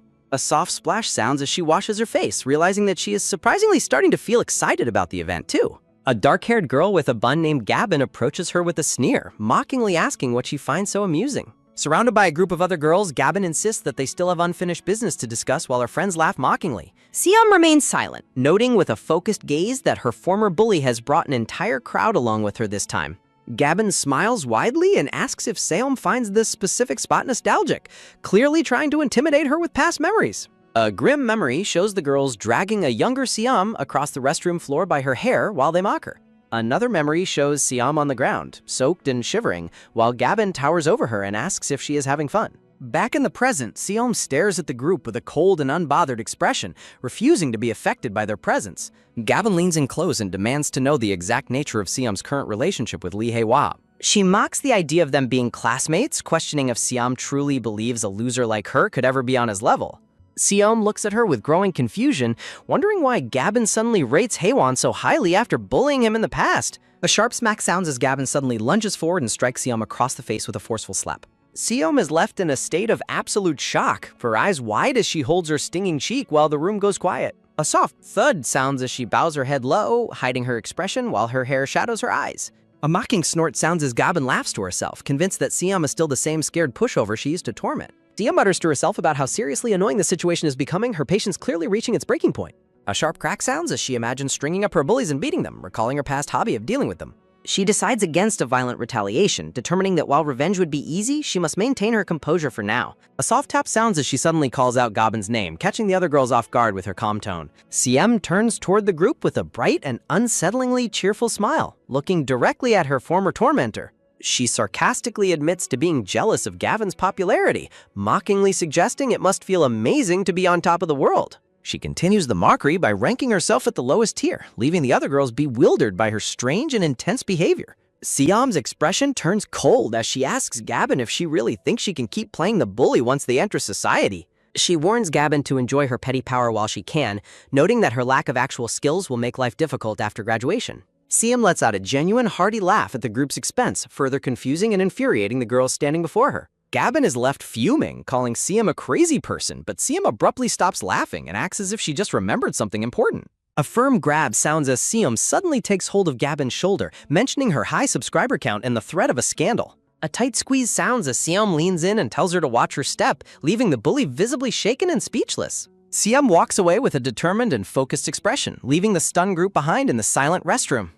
A heavy thud sounds as Gabin slams her fist against the wall in a fit of pure, unbridled rage. She curses under her breath with a contorted expression, feeling humiliated by Siam's sudden and effective counter-intimidation.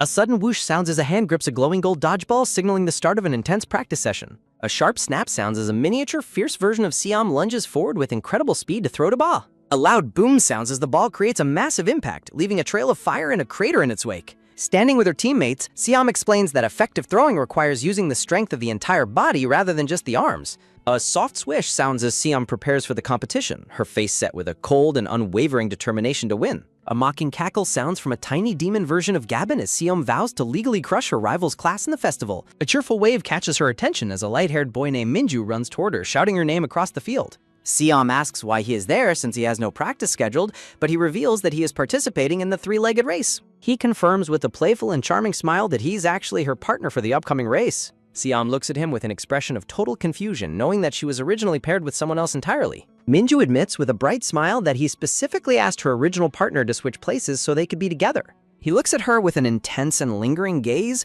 repeating that he truly wanted to do the race specifically with her. A soft gasp sounds as he reaches out to touch her cheek, noticing the faint mark left from the earlier slap. Siom is caught off guard by his touch and wonders how he could possibly see a mark that is barely even visible. He becomes visibly angry and worried, demanding to know who hurt her while insisting they find some medicine or ointment immediately. A girl calls out to Siam from a distance about fetching equipment for tomorrow, causing the moment between them to break. A quick pull sounds as Siam draws back from his touch, hurriedly stating that she really should get going now.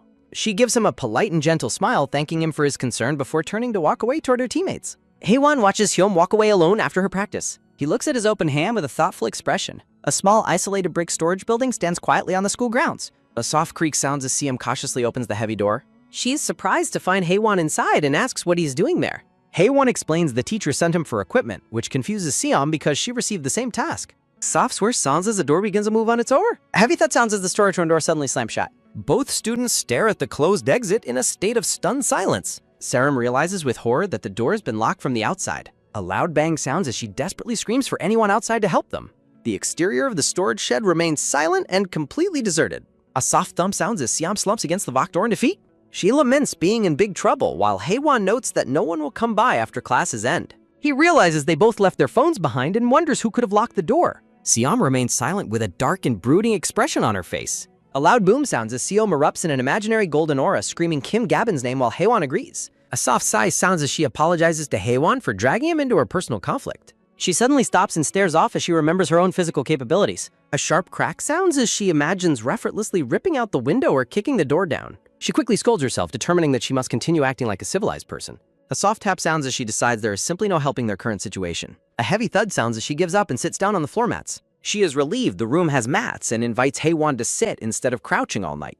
Haewon looks at her with an expression of total shock and confusion. A soft rustle sounds as he eventually settles down on the mat next to her. He admits with a quiet voice that the dark room is actually a little scary. Seom reveals her biggest fear is skipping dinner, causing Haewon to laugh at her strange priorities. A soft rustle sounds as she suddenly claims that they are actually very lucky. A soft splash sounds as she reveals a pile of snacks while Haewon compares her to a hoarding squirrel. A soft snap sounds as she opens a candy, wishing they also had some water. She begins happily snacking while Haewon watches her with a curious and quiet gaze. Haewon continues to stare at her with an intense and lingering expression. A soft chew sounds as she eats with her cheeks puffed out in satisfaction. She offers him a snack and he points out a specific chocolate bar he wants.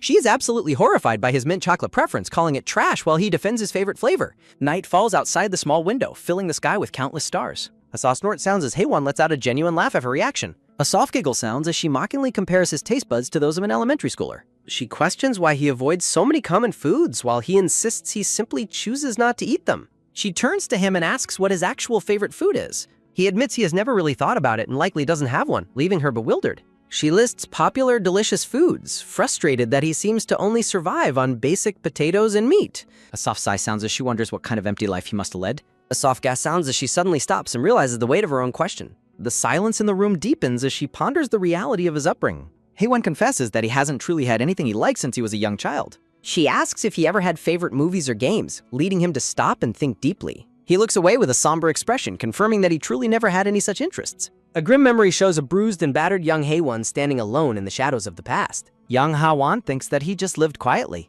Seom stares with a wide-eyed gaze. She wonders if his family was strict, recalling his past injuries. Haewon looks down with somber eyes. He begins to say that he always sees her. Young Haewon states he only sees one thing. He admits he cannot even think about anything else. Seom suggests going for food after they escape. She invites him to eat tteokbokki together next time. She teases that it's on her since he only studies. She claims to know a truly killer restaurant. Haewon lets out a soft, surprised breath. He wonders what he should do now. Seom offers to do fun things together after study. Haewon likes the idea and agrees to do lots of things. He mentions she looks like someone he used to know. He admits she really resembles someone from his past. He tells himself that he is just Lee Haewon. Seom finds his childish taste buds absolutely hilarious. Haewon tightly clenches his own hand. He asks if he can just be himself. The moon shines as he questions his identity. Sam wakes from her light nap. She thanks him for covering her with his jacket. A soft gasp sounds as Haewon stribos. Seom's eye widens as she calls his name. She screams his name in sudden panic. The storage shed remains quiet outside. She yells for him in desperate concern. She notices his skin is covered in cold sweat.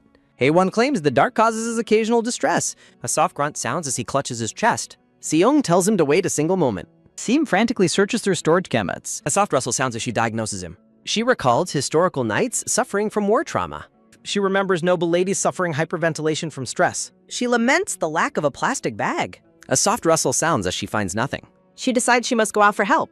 A soft gasp sounds from Haewon's mouth. She wonders if leaving him alone is okay. Seom looks down at his face. She realizes there's one other way. She slowly leans toward his face. She hovers over his struggling form. A soft rustle sounds as she hesitates. She questions if this cliché is the best way. A soft gasp sounds as she thinks carefully. She desperately wonders if there is another way. A soft gasp sounds as Lee Haewon weakly calls out to Seom while lying on the floor. Seom responds with concern, frantically asking how he is feeling. A soft gasp sounds as she wonders if her first aid posture was too strange, stumbling over her explanation. Haewon reaches out his hand and says her name again with a strained expression. A soft tap sounds as he admits he feels like he is dying and pleads for her to stay. A soft swish sounds as he asks her to do something for him while she tells him to wait. He suddenly pulls her into a deep kiss, catching her completely off guard. Narration notes that Haewon's trembling and cracking voice was something she was hearing for the first time. The narration continues, suggesting she felt she had to do something in that moment. A soft breath sounds as he cradles her face, intensifying the kiss. Seom is stunned by a sudden action, questioning if this is the right way to help him. She realizes that instead of her giving him air, he is the one taking the lead. She feels her body being pushed back as he leans into her with desperation. A soft rustle sounds as he pins her down, continuing the kiss with intense focus. He looms over her, his hands pressing into the mattress as the room remains silent. A soft flinch sounds as Seom reacts to the overwhelming proximity and heat of the moment. They pull apart slightly, staring into each other's eyes as their breasts mingle. A soft breath sounds as Haewon looks down at her with a dazed and feverish expression. A soft tap sounds as he gently touches a small mark on her lip with his finger. He curses under his breath, realizing that he was far too rough with her. A soft rustle sounds as he hides his face, admitting he has trouble controlling himself. A soft thud sounds as he stands over her, his posture slumped and full of regret. Seom stares up at him with a wide-eyed, breathless expression and whispers his name. A soft breath sounds as he leans his head against her shoulder, finally beginning to calm down. Loud chatter sounds as the scene shifts to a messy karaoke room table covered in snacks and drinks. A group of students hangs out in the dimly lit room while Seon sits back with a bored look. Sion stares upward with a distant and vacant gaze, appearing completely uninterested in the party. He remembers Seom's shocked face from a previous encounter. He mutters to himself that the situation is starting to bother him. A soft swish sounds as he suddenly stands up, declaring that the atmosphere is boring. He announces he is going home and tells his friends to continue playing without him. A soft tap sounds as a long-haired girl grabs his arm and begs him to wait. She asks what has been wrong with him lately, noting that he rarely hangs out with their group anymore. She expresses how happy she was when he transferred to their school, but he thinks about how he's been preoccupied with Seom. He recalls how they played together on his first day and were even caught by a classmate. A soft tap sounds as the girl lets go, offended that he considers their time together as just playing. She sighs and tells him to forget it, calling him as light as a sheet of paper. Sion looks at her blankly, stating he never even had any expectations to begin with. He remains silent as he watches her reaction. He tells himself that this kind of superficial interaction is normal for him. A soft swish sounds as he leans down toward her, noting that this is usually how people react. The girl looks up at him with a startled and blushing face. Sion looks at her with a sharp, calculating gaze. He recalls Seom telling him that she finds gossiping about others to be absolutely no fun at all. He remembers her saying she wouldn't judge him because she doesn't truly know what kind of person he is yet. Back in the present, he asks the girl if he should tease her some more. A soft thud sounds as he asks if he should make her fall for him, causing her to freeze in confusion. He thinks to himself that once people really get to know him, they always end up disappointed. A soft swish sounds as the girl insists she won't fall for his charms anymore. He simply turns and leaves the room, leaving her sitting alone in the colorful lights.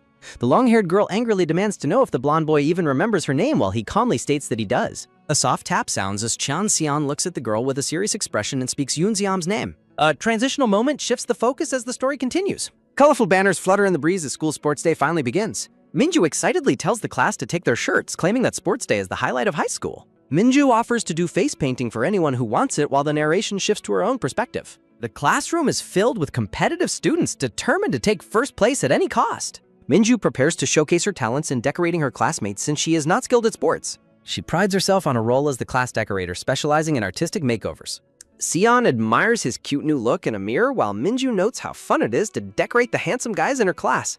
Minju introduces Xian as a cooperative classmate as he politely thanks her for the help. Minju notes that Xian is genuinely kind as she finishes the details on his face. Xian walks off with a wave, leaving Minju to wonder if his constant kindness is natural or calculated. Minju pauses to reflect on her observation of his personality. She concludes that there is real sincerity behind Xian's polite and kind demeanor. A quick tap sounds as Minju finishes her first task and prepares for the next. She identifies her next target as someone who is surprisingly difficult for her to manage. Lee Hae-won stands with his classmates, unaware that Minju is planning to approach him. Minju prepares her brush with a determined plan to break through his defenses. Hae-won politely declines the face painting, making Minju feel like he is intentionally keeping his distance.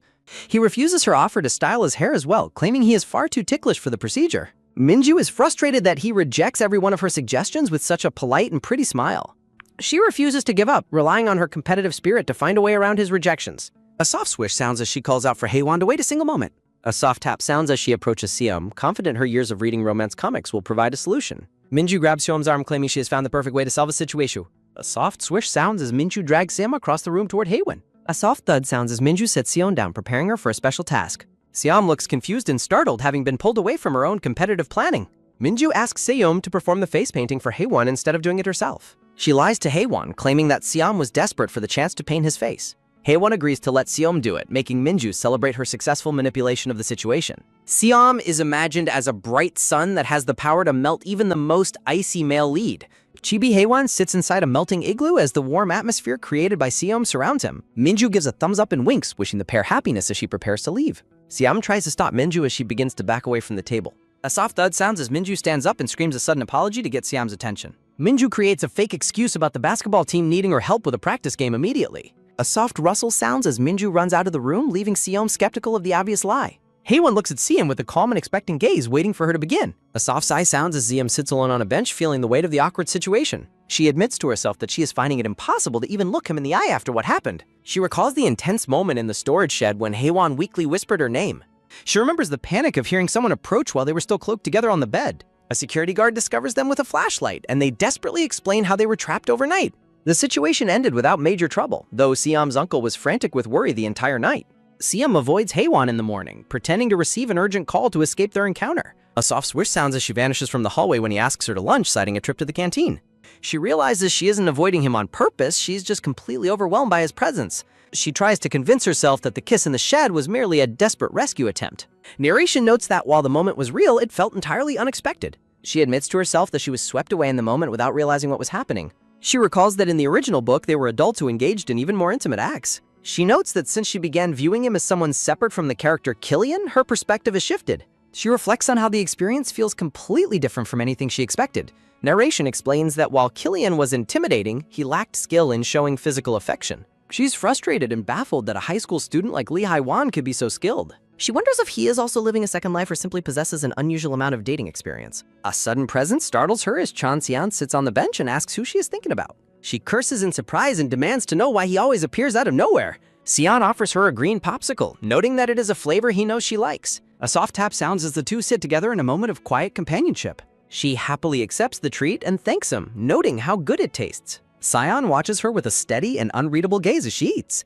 He asks why she has been acting so strange today, catching her completely off guard. He points out her anxious behavior, noting how she has been groaning and acting startled all morning. He leans in and asks her to be honest about what is wrong, making her realize he is surprisingly observant. She suddenly realizes that Xian is likely an expert in romantic and social situations. She asks for his absolute secrecy, and he playfully questions if she really doesn't trust him. As she prepares to speak, Sion wonders if she is worried about school penalties or getting caught by the dean. A soft thud sounds as she finally confesses that she kissed Lee Haebon. She admits she has been avoiding him out of guilt and asks Sion how one is supposed to act normal afterward. A soft crunch sounds as Sion's grip tightens, crushing his drink bottle in a moment of sharp tension. He recalls a past moment where he teased someone to see if he could make them fall for him. He remembers thinking that everyone eventually ends up disappointed in him once they truly know him.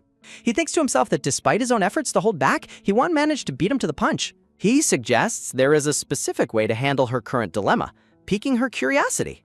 Siam looks at him with a wide-eyed and expectant expression, waiting for his advice. She reacts with total disbelief when he suggests that she should practice kissing with someone else. She questions where she would even find a partner for such a thing as he prepares to volunteer. Sion points to himself with a confident and incredibly charming smile. She sighs and explains to the skeptical boy that the kiss with Haewon was just an accident.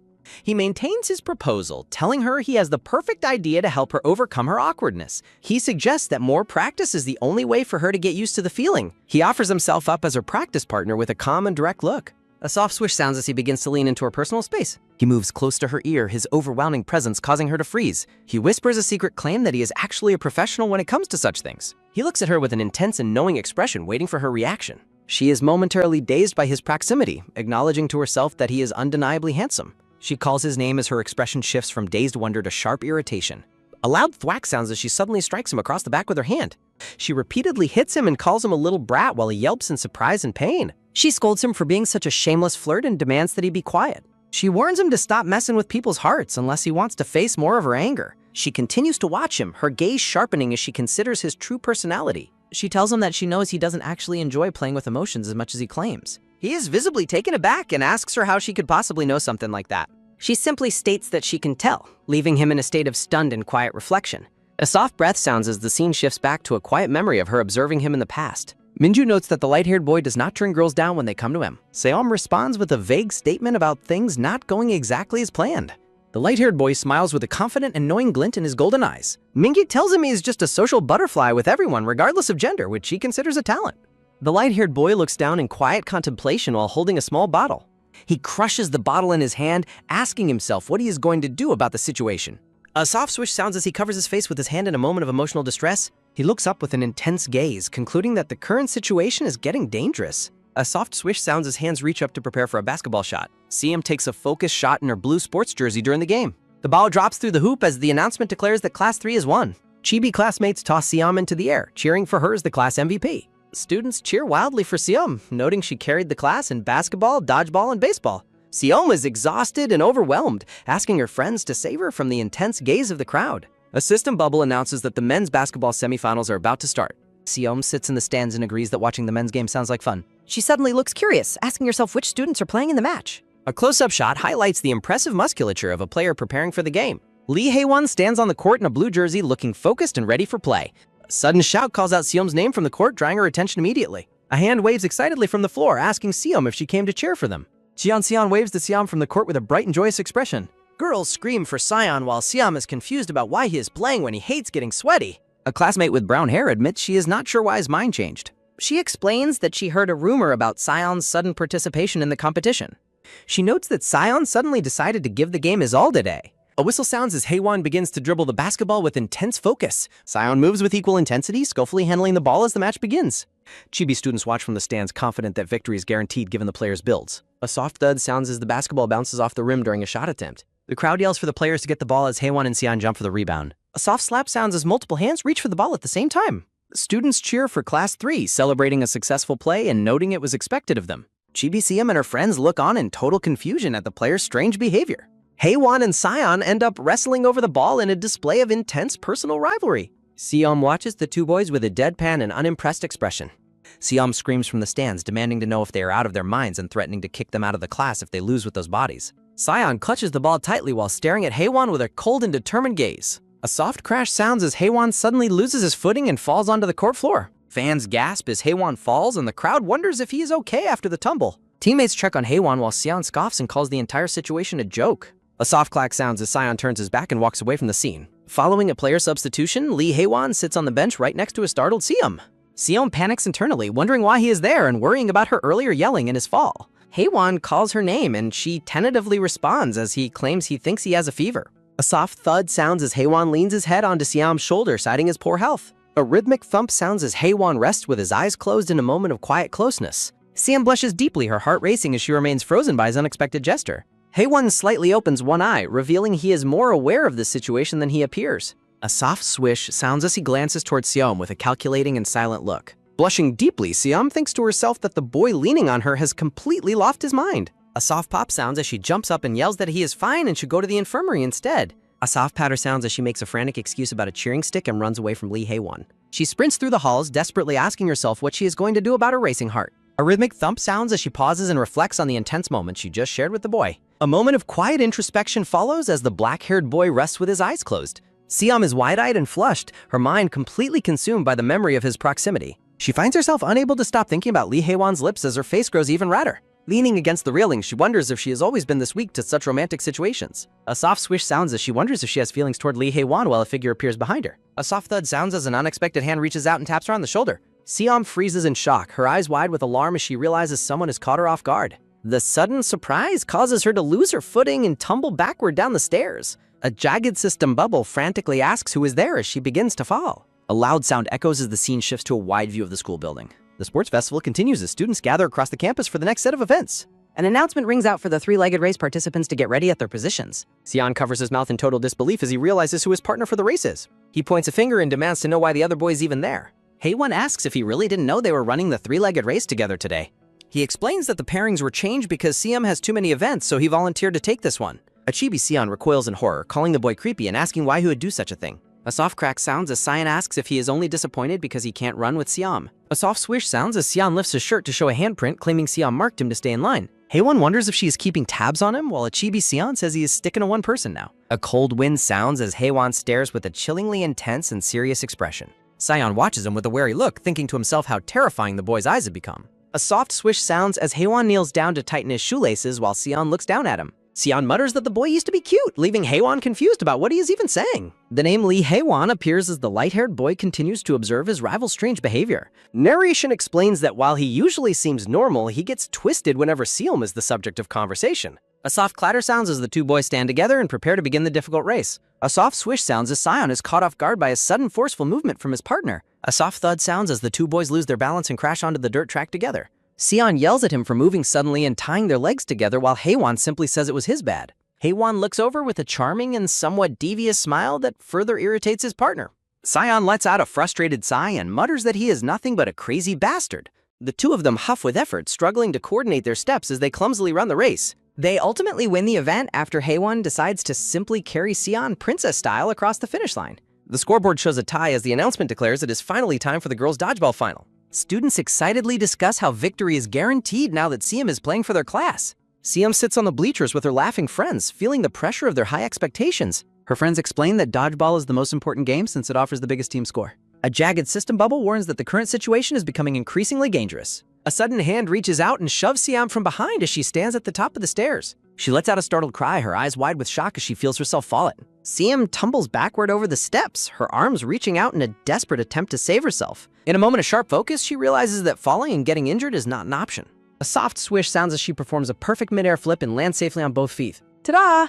Siam strikes a triumphant pose as imaginary judges award her perfect scores for her incredible landing. Siam wipes sweat from her brow, relieved that her front roll landing saved her from disaster. A shadow of concern falls over her as she realizes a new complication has arisen. A sharp throb sounds as Siam winces, realizing she strained her ankle during the landing. She notes that only she could have escaped such a fall with only a minor strain. She reflects that a normal person would have likely sustained a much more serious injury. A shadowy figure waves menacingly from the top of the stairs, refusing to let the incident go. Siam is determined to identify the culprit responsible for pushing her down the stairs. A sharp tweet sounds as the whistle blows to announce the start of the dodgeball match. A girl in a red sports jersey focuses intently while holding a yellow dodgeball. A soft whoosh sounds as the ball is launched with incredible power. The yellow ball hurtles towards Siam as she prepares to react. A loud smack sounds as the ball strikes the ground after Siam narrowly dodges it. Watching classmates worry that the current playstyle is becoming far too intense and dangerous. Students wonder if the opponents are targeting Siam while she huffs in exhaustion and frustration. Siam grit her teeth, realizing her ankle is getting worse with every step she takes. Haewon watches from the sidelines, questioning if the players on the court have lost their minds. Sion points out the reckless targeting of heads and wonders if such dangerous plays are fouls. Haewon stares onto the court with a chilling and increasingly furious expression. A soft swish sounds as his eyes narrow in a moment of intense concentration. Seom's legs tremble as she struggles to stay upright despite the growing pain. A hard smack sounds as multiple shots are fired, one of which strikes Seom's leg. A loud crash sounds as Seom tumbles to the dirt, screaming in pain as she clutches her leg. The girl in red mocks Seom, laughing and accusing her of exaggerating a fall for a hit she didn't take. A soft whoosh sounds as she catches the rolling ball to prepare another strike. She smirks down at Seom, telling her to stop pretending and get off the floor already. A hard pause sounds as the girl launches the ball directly at the downed Seom. The ball rolls away as the opponent nonchalantly dismisses her dangerous throw as a mistake. She promises a proper hit next while Seom laments her inability to move her injured leg. A loud smack sounds as Seom flinches and shuts her eyes, bracing for a painful impact. Seom looks up in wide-eyed confusion, realizing that the expected hit never came. Haewon has moved onto the court, standing protectively between Seom and her aggressor. A soft swish sounds as he looks down at the opponents with a cold and lethal gaze. The girl in red is visibly shaken, wondering why the black-haired boy has suddenly intervened. Haewon calls for the game to stop, insisting that Seom must be taken out because she is injured. Bystanders murmur in concern, worrying that Class 3 will surely lose the match without Seom's participation. Classmates beg Seom to finish the first half, and she reluctantly agrees to hang in there. With a pained groan, Seom pushes herself up and claims she can continue playing a bit more. Friends cheer in relief, but Sion suggests checking Seom's condition before Haewon loses his temper and swears. A soft swish sounds as a classmate freezes in shock, asking what the usually perfect boy just said. Haewon berates the class, asking if winning is truly more important to them than Seom's harp. He vows to win the game for them and declares that Seom is going to the nurse's office. A soft swish sounds as his hand reaches out to finalize his decision. A sudden whoosh sounds as Haewon sweeps Seom off her feet and lifts her into a princess carry. He carries her away as students express total disbelief at hearing Haewon use such foul language. Sion watches the pair walk away with a very serious and thoughtful expression. He wonders if Haewon is finally abandoning his act of being the perfect guy. Haewon remains silent and focused while carrying the injured girl across the field. The atmosphere remains heavy as the sports festival reaches a dramatic turning point. A cool shh sounds as a medicinal cooling spray is applied to Seom's swollen ankle. Haewon kneels on the floor of the infirmary, carefully tending to Seom as she rests. Seom is wide-eyed and startled. Haewon carries Seom while she protests that she is fine and can still run, but he simply calls her name. Haewon looks at her intently and tells her to stay still. Seom is surprised by his face. She wonders if he is angry. Haewon calls Seom's name, causing her to jump in surprise as she responds with a hesitant greeting. Haewon asks why she tried to hide her pain and reminds her that she told him to let her lean on him. Haewon looks down and explains that he isn't angry at her at all. Seom is stunned as Haewon clarifies that he is simply worried about her well-being.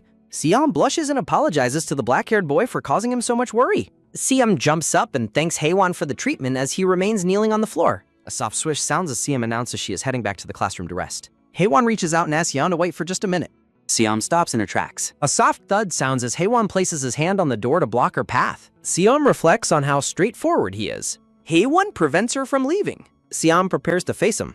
A soft swish sounds as Seom decides that avoiding him no longer suits her personality. Seom admits she wants to be honest about what happened between them in the storage room. Seom explains that while it was just a rescue attempt, what they did was much more embarrassing than she expected. Seom admits she couldn't bring herself to look at his face while Haewon repeats her words about the rescue attempt. Haewon struggles to explain what the moment meant to him while Seom waits in confusion for his answer. Haewon looks pained as he confesses that the moment in the storage room was his first kiss. Seom is completely speechless and bewildered by the black-haired boy's sudden confession. Seom's mind goes into total shock as she frantically tries to process the news. Seom feels like garbage as she watches the handsome boy appear to be on the verge of tears. Seom realizes that it was also her first kiss in this life and feels conflicted about the situation. Seom nervously fidgets with her hands. Haewon looks at her gently. A soft swish sounds as Haewon takes her hand and calls her name once more. Haewon holds her hands firmly and asks if she hated kissing him by any chance. Haewon asks if the kiss was the reason she avoided him, but Seom quickly denies it. Haewon asks for the real reason she was avoiding him if the kiss wasn't the problem. A soft swish sounds as Haewon moves even closer to the flustered girl. Haewon leans down and asks her what she thought of the moment if she didn't actually hate it. A soft click sounds as they stand close. A rhythmic thud sounds as Seom realizes that she didn't hate the kiss at all. Haewon pulls her hands toward his face and tells her that she must take responsibility for him. Seom is baffled, wondering if responsibility is really required just because it was his first time. Her face turns bright red. Seom realizes that the only person she can see right now is Lee Haewon. A montage of memories shows their bond as she reflects on how their shared past was written differently than she once thought. Seom remains silent for a moment. Seom looks up at him. Seom admits that he is always on her mind. A soft swish sounds as Seom suddenly grabs the front of Haewon's blue sports jersey. Seom looks him in the eye and boldly suggests that they try it one more time. A soft swish sounds as she stands on her tiptoes, deciding she needs to be sure of her feelings. She decides to test their compatibility. Seom pulls Haewon in for a kiss. Haewon is taken completely by surprise. She presses her lips firmly against his. A soft poof sounds as Haewon pulls away laughing. Seom asks why he's laughing, saying they must kiss properly to understand it. Haewon calls Seom's name with a gentle look. Haewon traps her against the door, asking what he should do since they won't figure it out like this. Seom squeezes her eyes shut. Haewon leans his face extremely close to hers. They share a quiet and tender moment. The two share a passionate kiss. Haewon gazes into her eyes between kisses. They pull each other close and kiss again. Seom grips Haewon's jersey while they kiss. Sunlight sparkles through the bright green leaves. The couple is seen through the window alone in the room. The class celebrates their overall championship with pizza. A loud "yeah" sounds as students cheer and thank the teacher for the food. Seom eats pizza, reflecting that her ankle injury kept her from the matches. Friends wonder if Haewon should get all the pizza for his heroics. A student mocks Haewon's dramatic concern for Seom over the sports championship. A girl claims his behavior was exactly like a male lead in a webtoon. Seom recalls how Haewon legendarily won the championship as a starter for their class. A friend mentions being surprised that Haewon actually won the game. The group demands that Seom disclose the nature of her relationship with Haewon. Seom is confused by their questions about her relationship. Seom remembers the intense moment they shared in the infirmary. A rhythmic thump sounds as she wonders if they are officially dating now. She realizes that an official confession hasn't happened yet. Seom considers waiting for him to make a decision while she eats. She wonders if taking the lead herself would be a bit too much. Haewon stands across the room with other classmates. Seom stares at him while holding a slice of pizza. She thinks about how handsome he truly is. She notes his pretty smile and how sweetly he calls her name. She reflects on the calm sound of his voice. A quiet realization hits her as she watches him. Seom realizes they have made direct eye contact. Haewon looks at her and taps his own lip. Seom is bewildered, wondering why he is pointing at his lips. Her eyes go wide as she stares at him. She panics, wondering if he is reminding her of their kiss. A soft swish sounds as Haewon begins walking to her. Seom blushes, questioning if they need to meet privately later. Haewon approaches her desk with steady footsteps. Haewon calls out to Seom. A soft swish sounds as Haewon tells her it isn't what she thinks. Haewon gently tilts her face up to him. Haewon gives her a bright turning smile. Seom thanks him while appearing extremely flustered. Seom realizes everyone is staring and finds her own romantic delusions less embarrassing than the current attention. She blushes, thinking Haewon is completely indifferent to his surroundings. Haewon stands beside her desk. Seon looks on with an annoyed expression. Classmates discuss the viral photo of Haewon carrying Seob. Gabin smokes while listening to rumors that Haewon previously lacked any interest in girls. Girls mock Gabin, suggesting her supposed connection with Haewon was entirely one-sided. Gabin snaps and tells the girls to shut up. The group notices a girl who used to be Gabin's lackey. They taunt Gabin, asking if she was replaced by her own subordinate. Gabin loses control and violently grabs a girl by the hair. A sharp thud sounds as she throws the girl to go. She swears through heavy huffing breaths. A heavy thud sounds from nearby footsteps. Gabin continues her outburst as a hooded man approaches from behind. A soft gasp sounds as she turns around. A mysterious boy wears a black hoodie and a matching mask. Gabin is startled to find Haewon standing there. Haewon offers a curt apology to the other students present. He asks for a moment alone with Gabin. The girls depart while mocking Gabin's instability. Gabin demands to know why he's seeking her out. Haewon stares intensely and asks if she was the one. He clarifies that he means the person who hurt Yoon Sim.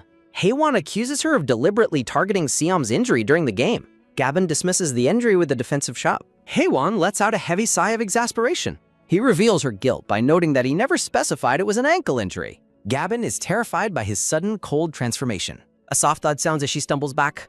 Gabin falls to the floor in shock. Haewon looks down with a lethal gaze. The black-haired boy looms over her. He kneels down beside the trembling girl. He reaches out toward her leg. A painful crack sounds as she screams in agony. Gabin begs him to let go, terrified by his immense strength. Haewon tells her she should have anticipated the consequences of breaking someone else's leg. He raises a glass bottle over her head. A sharp whoosh sounds as he swings the bottle. A violent smash sounds. Gabin weeps hysterically while covering her mouth. Shards of the shattered bottle lie on the ground. Haewon warns her never to show her face to Seom again. He demands a verbal response. Gabin nods frantically in total submission. A steady tap sounds as Haewon walks away. Gabin sits alone in the dark, calling him a crazy bastard. In a bright office, psychiatrist Hong Gil-dong asks if the patient is sleeping well. The doctor confirms there have been no seizures and advises against dark, confined spaces. Haewon smiles at his psychiatrist, dismissing any concern about being locked up. Haewon presses his hand onto the desk, asking if he can finally leave. The psychiatrist asks if he is still suffering from hallucinations. Haewon maintains a pleasant expression while denying that he sees any hallucinations. A soft pff sounds as Haewon laughs at the doctor's concern about his identity. Haewon apologizes, explaining that the doctor's theories simply make no sense to him. A soft tap sounds as Haewon prepares to depart, declaring himself perfectly fine. Psychiatrist Hong Gil-dong sighs over Lee Haewon's medical records detailing severe psychological disorders. Haewon walks out, thinking he has no further use for hallucinations. He reflects that the real person he cares for is finally right beside him. Haewon stares ahead while contemplating his current life. A violent spray of blood erupts as a hooded assassin strikes down a palace guard. The assassin walks away from the body in a grand sunlit hall. A dying man curses the Duke for the rot spreading through the country. Steady footsteps echo as the hooded killer continues his mission. The assassin delivers a lethal strike to another soldier's throat. Splattered with blood, the boy asks if he is expected to care about political rumors. A long trail of corpses lies scattered across the royal carpet. The hooded boy looks on with cold and empty eyes. A superior praises the boy for another clean and efficient job. The man reflects on how no one could have guessed the assassin's secret. He describes the fearsome reputation the killer has among the imperial nobility. He dismisses the legendary assassin as just a common orphan. A soft hiss sounds as the boy scoffs at his superior's insults. A heavy thud sounds as the man delivers a brutal blow to the boy's stomach. The man tells the staggering boy to act like a submissive hound. The boy reacts with anger, demanding to know how the man dares strike her. A sharp tap sounds as the man catches the boy's arm. The boy looks away and asks that his face not be targeted. The superior remains silent for a moment. A soft pht sounds as the man begins to chuckle. The man breaks into loud and mocking laughter. He asks if the boy is worried about Inez seeing his injuries. He mocks the boy's touching devotion to the young girl. The bearded man reveals that he is actually Inez's father. He notes that the girl's soft heart would break if she saw him hurt. The man identifies Inez as the boy's leash, noting her deep affection. He tells the assassin that he has wonderful news to share. A pained ugh escapes the boy as the man grabs him by the hair. He reveals the plan to marry Inez to the crown prince. The boy is left speechless by the sudden announcement. He looks up with an expression of pure desperation. The man mocks his inability to hide his expression and tells him to beg. He suggests sending the boy to watch Inez in another man's arms. The man finds the prospect of the boy's suffering highly entertaining. He orders his subordinates to keep the assassin properly tamed. The superior and his men walk away from the defeated boy. A soft swish sounds as a guard prepares a leather whip. A sharp whoosh sounds as the whip is raised high into the air. The assassin's back is brutally lashed, leaving bloodied gashes across his skin. A single name echoes in solace. Haewon gazes forward with somber eyes. Haewon walks alone through the hospital. Siam smiles while reflecting on the current mulek. His intense gaze focuses on something. Siam's attention is caught as someone calls her name. The massive hospital towers above them. Siam explains on the phone that she has no bone damage. A chibi figure yells in frustration. Uncle Inhu scolds her for hurting her leg in past incidents. Sim promises to be careful while a loud wail sounds nearby. A look of pure confusion follows. Dajung tells the kids to sit and wait patiently. Dejung sighs, calling out to the difficult children. Dejung asks if Siam is there for an appointment. Siom offers to watch the kids for her friend. Dejong looks on with weary gratitude. Dajong answers the nurse's call for the patient's guardian. Siam tells her to take her time visiting the patient. Siam waves as her friend departs. The children stare with quiet curiosity. The children giggle mischievously as they observe Siom. Siam recalls raising Killian in her previous novel. She claims to be a pro. Her energy levels hit rock bottom. A tired sigh escapes her lips. The kids are fully charged up. Siam chases the runaway energetic children. The kids pull on Siang during their energetic play. The children triumphantly pose over the exhausted babysitter. Sian wonders how her friend handles parenting every day. A sudden shout startles the girl. Shock registers across her entire face. Haewon greets her with a wave. Haewon and Siam discuss their reasons for visiting the hospital. Haewon asks for an update on her injuries. She confirms that everything is fine. She asks about his free time. A bright smile lights her face. The girl demands a ping pa. The kids argue over tie colors while playing house. Haewon's attempt to stop the fight results in him being called son. Haewon apologizes while looking extremely flustered. A soft perf sounds as Siam laughs at his awkwardness. Siam reflects on the bickering children and parenting teamwork. The kids demand to know which is stronger. Siam dreads the coming temper tantrums. Siam playfully declares herself the strongest person present. The kids remain completely unimpressed. She chuckles with a soft hee-hee as they mock her. A steady tap-tap sounds as the brown-haired girl turns her head while a quick whoosh echoes nearby. The girl launches herself into a high, graceful backflip. The two young children watch with shocked expressions as she continues her aerial rotation. She sticks a perfect three-point landing on the stone pavement. Siam smiles and asks the kids how they liked her performance, jokingly claiming she is a secret agent for the Meow Meow Rangers. The children are captivated by her story, staring with wide-eyed admiration and declaring her amazing. They gush over how cool she is and beg her to perform the flip again. Haewon approaches and lifts both children into the air, telling them that Siam needs to rest her injured leg and inviting them to play with him instead. Haewon gently warns Siam not to overdo it while she insists she was being careful. The little girl pouts and demands to see another flip. Haewon expertly distracts them by suggesting they go to the convenience store for ice cream. The children cheer with joy as Haewon tells Siam to stay behind and get some rest. Sam watches them leave from a park bench, reflecting on how Haewon was roped into babysitting but played with the kids without a single complaint. The little girl touches Haewon's cheek and calls him handsome, asking if he will marry her when she grows up. As the sun sets, the little girl falls fast asleep on Haewon's shoulder, leading Siam to remark that kids will be kids. Haewon agrees that they look like little angels while sleeping as he sits on the bench beside Siom, who gently pats the boy's head. Siam thanks Haewon for his help today, but he insists she was the one who worked the hardest. They share a quiet, lingering look in the warm orange glow of the sunset. Flashes of past memories show Haewon protectively carrying Siam through a sports field. More memories depict tender, quiet moments they shared while in their school uniforms. Siam feels her heart begin to flutter as she looks at him. She reflects on how she has always dreamed of having this kind of ordinary romance in both her current life and her past one. A soft ahem escapes her as she wonders to herself when he will finally confess his feelings. Haewon turns to her with a serious expression, saying there is something he needs to tell her. Siam eagerly asks what it is, her heart racing as she hopes the moment has finally arrived. She holds her breath, wondering if he is about to confess right now. Siam waits with a heavy blush, unable to look him in the eye. The romantic tension is broken by a sudden shout as a boy runs toward them, calling out Siam's name. The boy waves and thanks Siam, mentioning that everything went well. He stops in his tracks when he notices Haewon is present. He explains that his grandmother had many tests today, but everything turned out fine, and Siam dismisses the praise. Siam takes Dajong's hand and tells him to reach out if there is anything else she can do to help. She offers the boy a bright and encouraging smile. Dajong looks back at her with a soft, blushing expression. Dajong leads the children away as everyone waves goodbye to one another. Dajong suddenly pulls the little girl, Dasul, into a tight hug as they walk.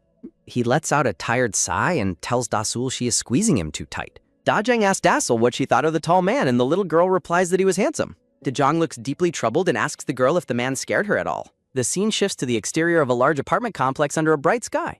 Earlier, Sion posed in her room wearing a white t-shirt and gray pants, noting it was her most expensive outfit. She looks at her reflection with a deeply dissatisfied expression. Surveying her cluttered room, she critiques her wardrobe for being full of dull colors, oversized clothes, and only having pants. She laments that her clothes, which were all bought by her uncle, did not make for a proper date look. Siam sighs with disappointment, wishing she could have looked a little special for the day. She reflects that today is an important occasion for her. Back in the present, Seom and Haewon walk home together, and she mentions how much she already misses the adorable children. Seom waves goodbye and tells Haewon to get home safe, thanking him for working so hard. Haewon stops her and asks her to wait a second. He smiles warmly and asks if he gets a reward for his hard work, leaving Seom confused. Haewon reminds Siam that she gave Dasul a stamp earlier for being good, and she realizes he is right. Haewon points out that he worked hard too and suggests he deserves a similar reward. A soft swish sounds as Haewon reaches out and gently catches Seom's wrist. Haewon asks for his prize with a charming smile, while Seom realizes his cuteness is becoming too much to handle. A quick top sounds as Haewon asks if he can choose his own reward while they stand together. Haewon looks at her intently and asks to meet up this weekend. A sudden loud zing fills the air as Siam processes the invitation. Siam hides her blushing face with her hands, looking completely flustered. Her brown-haired friend sighs, noting she expected Siam to get flustered by the date. A sharp clatter sounds as the friend dumps out a bag of beauty supplies. Makeup, a hair straightener, and various cosmetics spill onto the floor.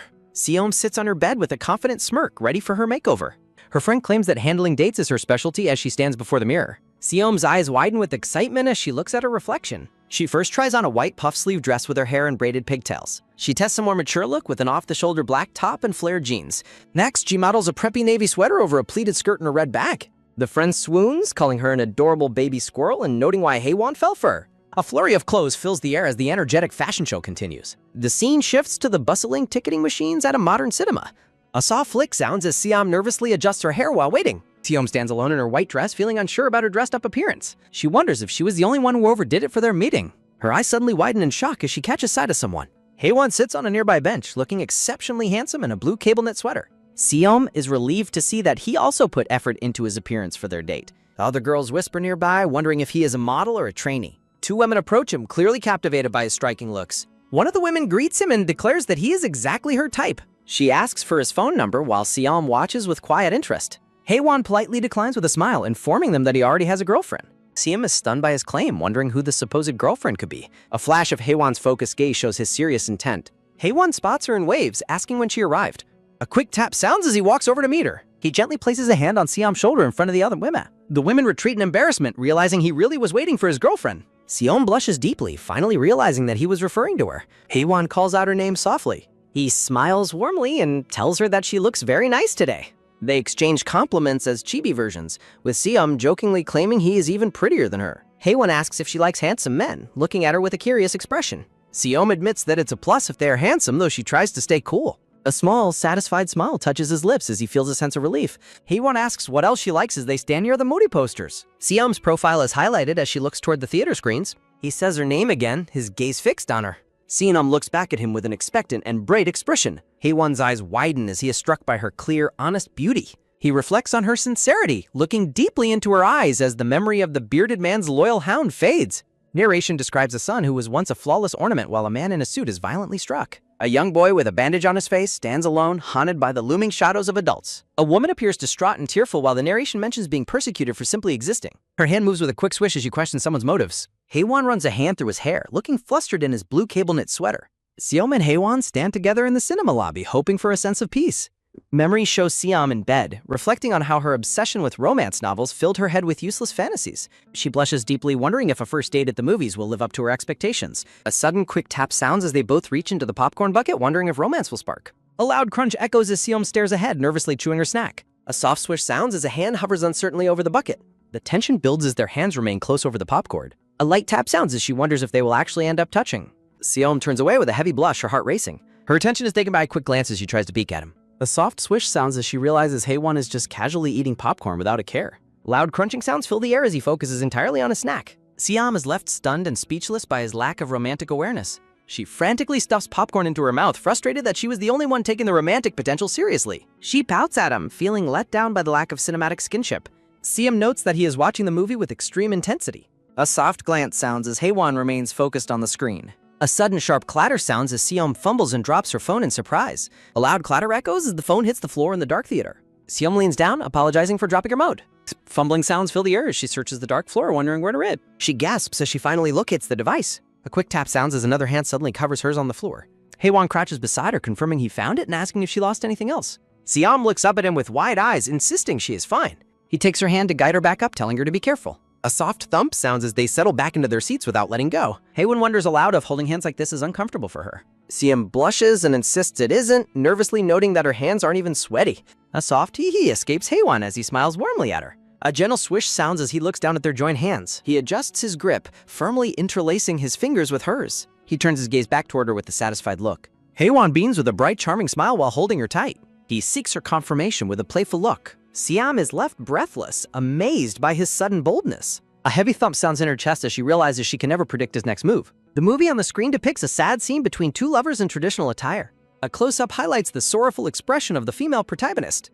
The male lead in the film looks on with a grim and serious face. Narration explains that while the movie couple united, tragedy soon followed. A tragic misunderstanding leads to the woman's death at the hands of the man she loved. A scene change shows the characters in a different setting under blooming cherry blossoms. The woman in the film is shown crying, having prayed until her final breath. The movie concludes with her heartbreaking wish to never meet him again in another life. The man in the film sacrifices his life for the woman's happiness. Seom walks alone, her mind heavy with thoughts. She finds the movie's tragic ending utterly baffling. Haewon agrees, questioning the logic of such a conclusion. Seom turns to him, curious about his true feelings. She is stunned to see a single tear trailing down his face. She asks in shock if he is actually crying. Haewon suggests the woman was better off without her lover. Seom pauses, considering his dark interpretation of the plot. She notes that she might have agreed in the past. Warm memories of kindness and laughter flicker through her mind. She reflects on possessing the memories of someone named Inez. She wonders if clinging to misery is truly necessary. Seom proposes that everyone deserves a second chance. A steady stream of water flows into the basin. Haemon leans over the sink, peering physically ill. He stares at his sweat-drenched reflection in the mirror. His hand trembles as he grips the counter edge. A sudden realization hits him like a physical blow. Viscous dark blood begins to pour from the tap. The sink overflows with a terrifying crimson flood. A cruel voice questions his right to find peace. An ominous command tells him to never forget. He stands paralyzed as blood stains his clothes and floor. The weight of his past actions haunts his soul. The scene shifts to a quiet, sunlit study. A dark-haired man waits with cold, calculating patience. A woman begs him to understand her difficult situation. She pleads with him in a library full of books. He speaks the name Inez with a low, chilling tone. He walks toward her, his heavy boots thumping loudly. He tilts her chin up to force her eye contact. He claims that she already knows what he seeks. His touch becomes bold as he brushes her lips. He leans in close, making his desires clear. The weight of the moment lingers as the scene shifts. He repeats his demand, leaving no room for misunderstanding. Inez looks back at him through a veil of tears. He finds her crying face beautiful and alluring. He suggests she should cry for a different reason. He pulls her into a tight, inescapable embrace. She attempts to pull away, begging him to stop. She reminds him that they were supposed to be family. A sudden sharp snap sounds as he catches her wrist. He drags her toward the center of the room. He shoves her back onto the ornate bed. She falls against the bedding, looking up in fear. He questions their relationship while demanding she drop her pride. He slowly unties his neckcloth, his eyes fixed on her. He tells her to save her tears for the pillow and admits his obsession is so intense that he might stop if she only pretends he is forcing her. A desperate hand clutches a white shirt as the woman pleads with Killy, saying she doesn't want to lose him like this. A chilling smile plays on the man's lips as he asks if she wants to hear something amusing. Looming over the woman on the bed, the brown-haired man coldly declares he has never once considered her family. Shock fills the woman's eyes as he questions who would do such things with family, noting she raised him herself. A sudden, sharp smack sounds as the man is struck, his mocking comment about being a mutt cut short. A red handprint stains his cheek as he reacts to the physical blow. Tears stream down the woman's face as she shouts that she cared about him more than anyone else. The man turns his back on her, dismissively claiming he was just an entertaining toy for a noble lady to pity. Horrific realization dawns on the woman's face as the man begins to speak of what will happen tonight.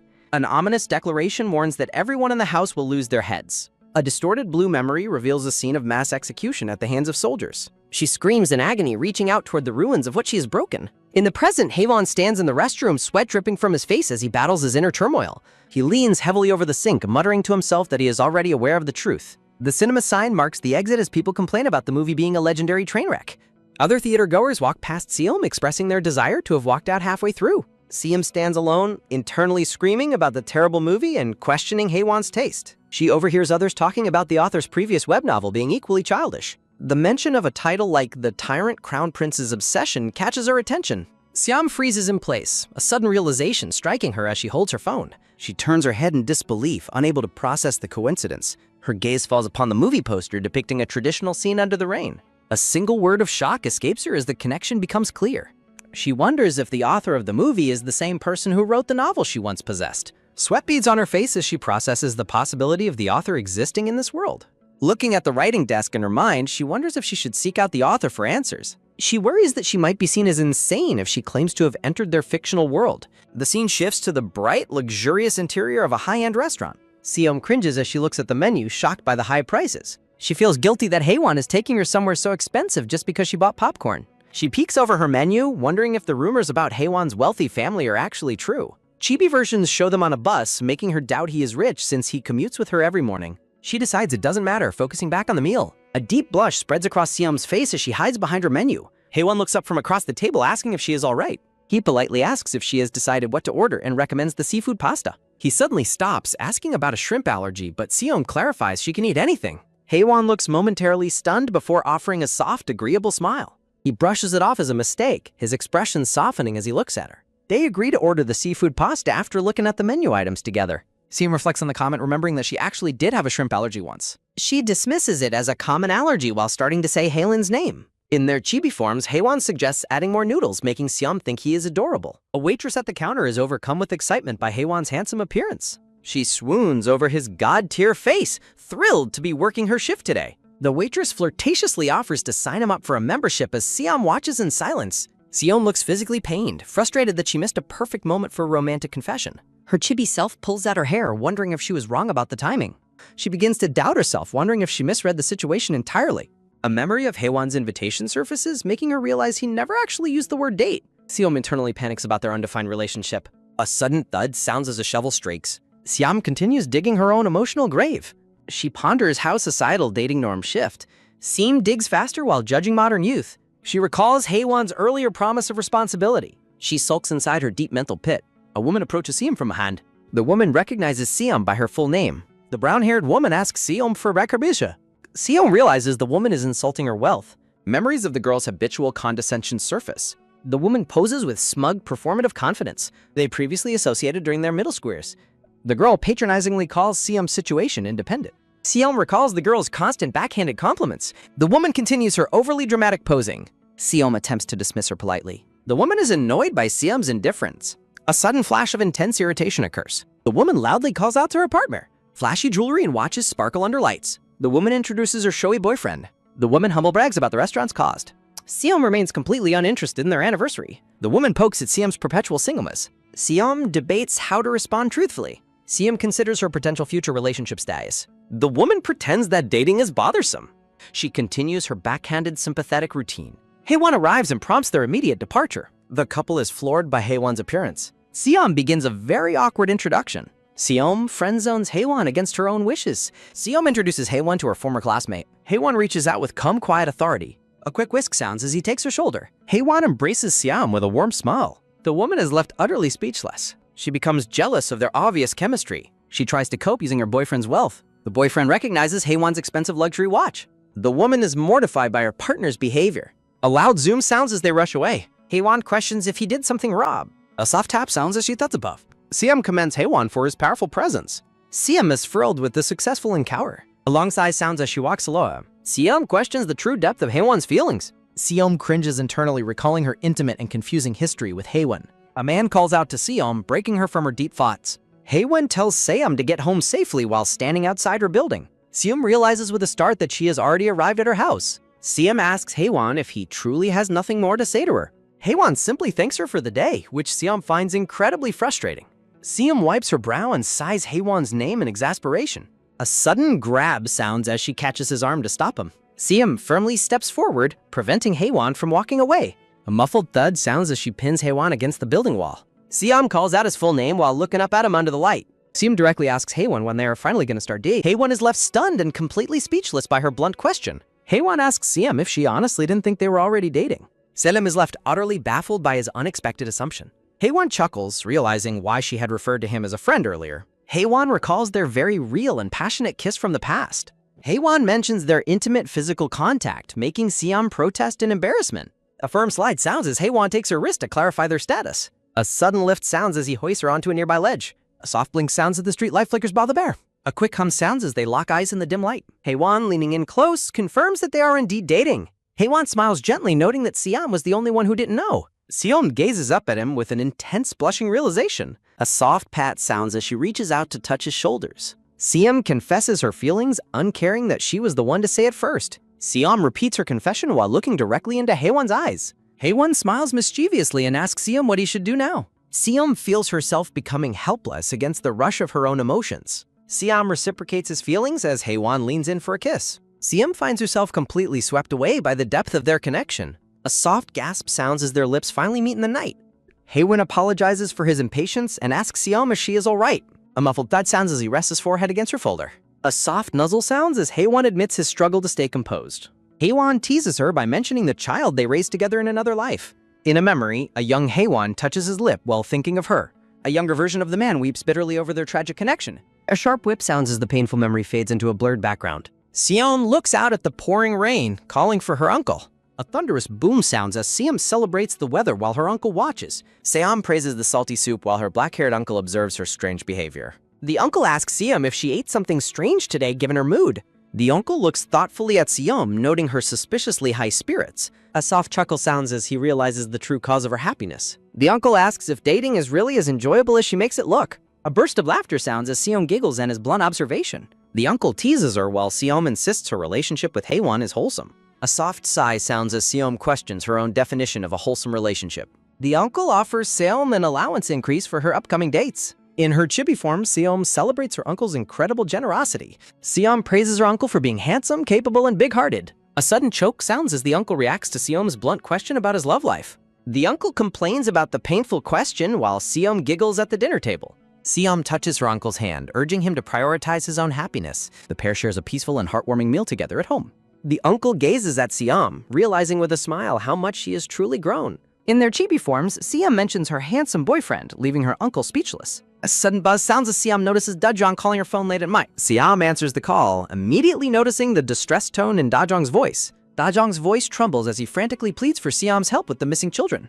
Damon looks up, asking the mysterious man if he actually has the toy at home. The man confirms he has the toy as Dasul watches them from a distance. A quick dash sounds as Dasul runs to stop Damon from following the stranger. Damon defends the man's kindness, but Dasul insists they return home immediately.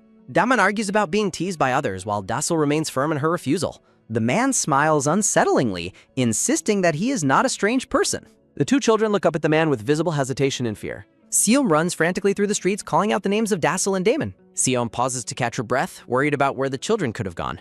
Dajong sobs on the phone, telling Siam he has no one else to turn to. Siam's anxiety grows as she realizes how much time has already passed. Siam notices a group of rough-looking men standing together on the street corner. Siam stops in her tracks as she recognizes a familiar face among them. Siam's eyes widen in complete shock at the unexpected sight. A sudden realization hits as Siam recognizes the silver-haired man as Chuan Xian. Chuan Xian stands leaning against the building, looking like a total delinquent. Siam is baffled by his appearance, wondering why he is there right now. Xian stands with his rough group of friends, ignoring their conversation. Sion focuses entirely on the school photo of Siam on his phone screen.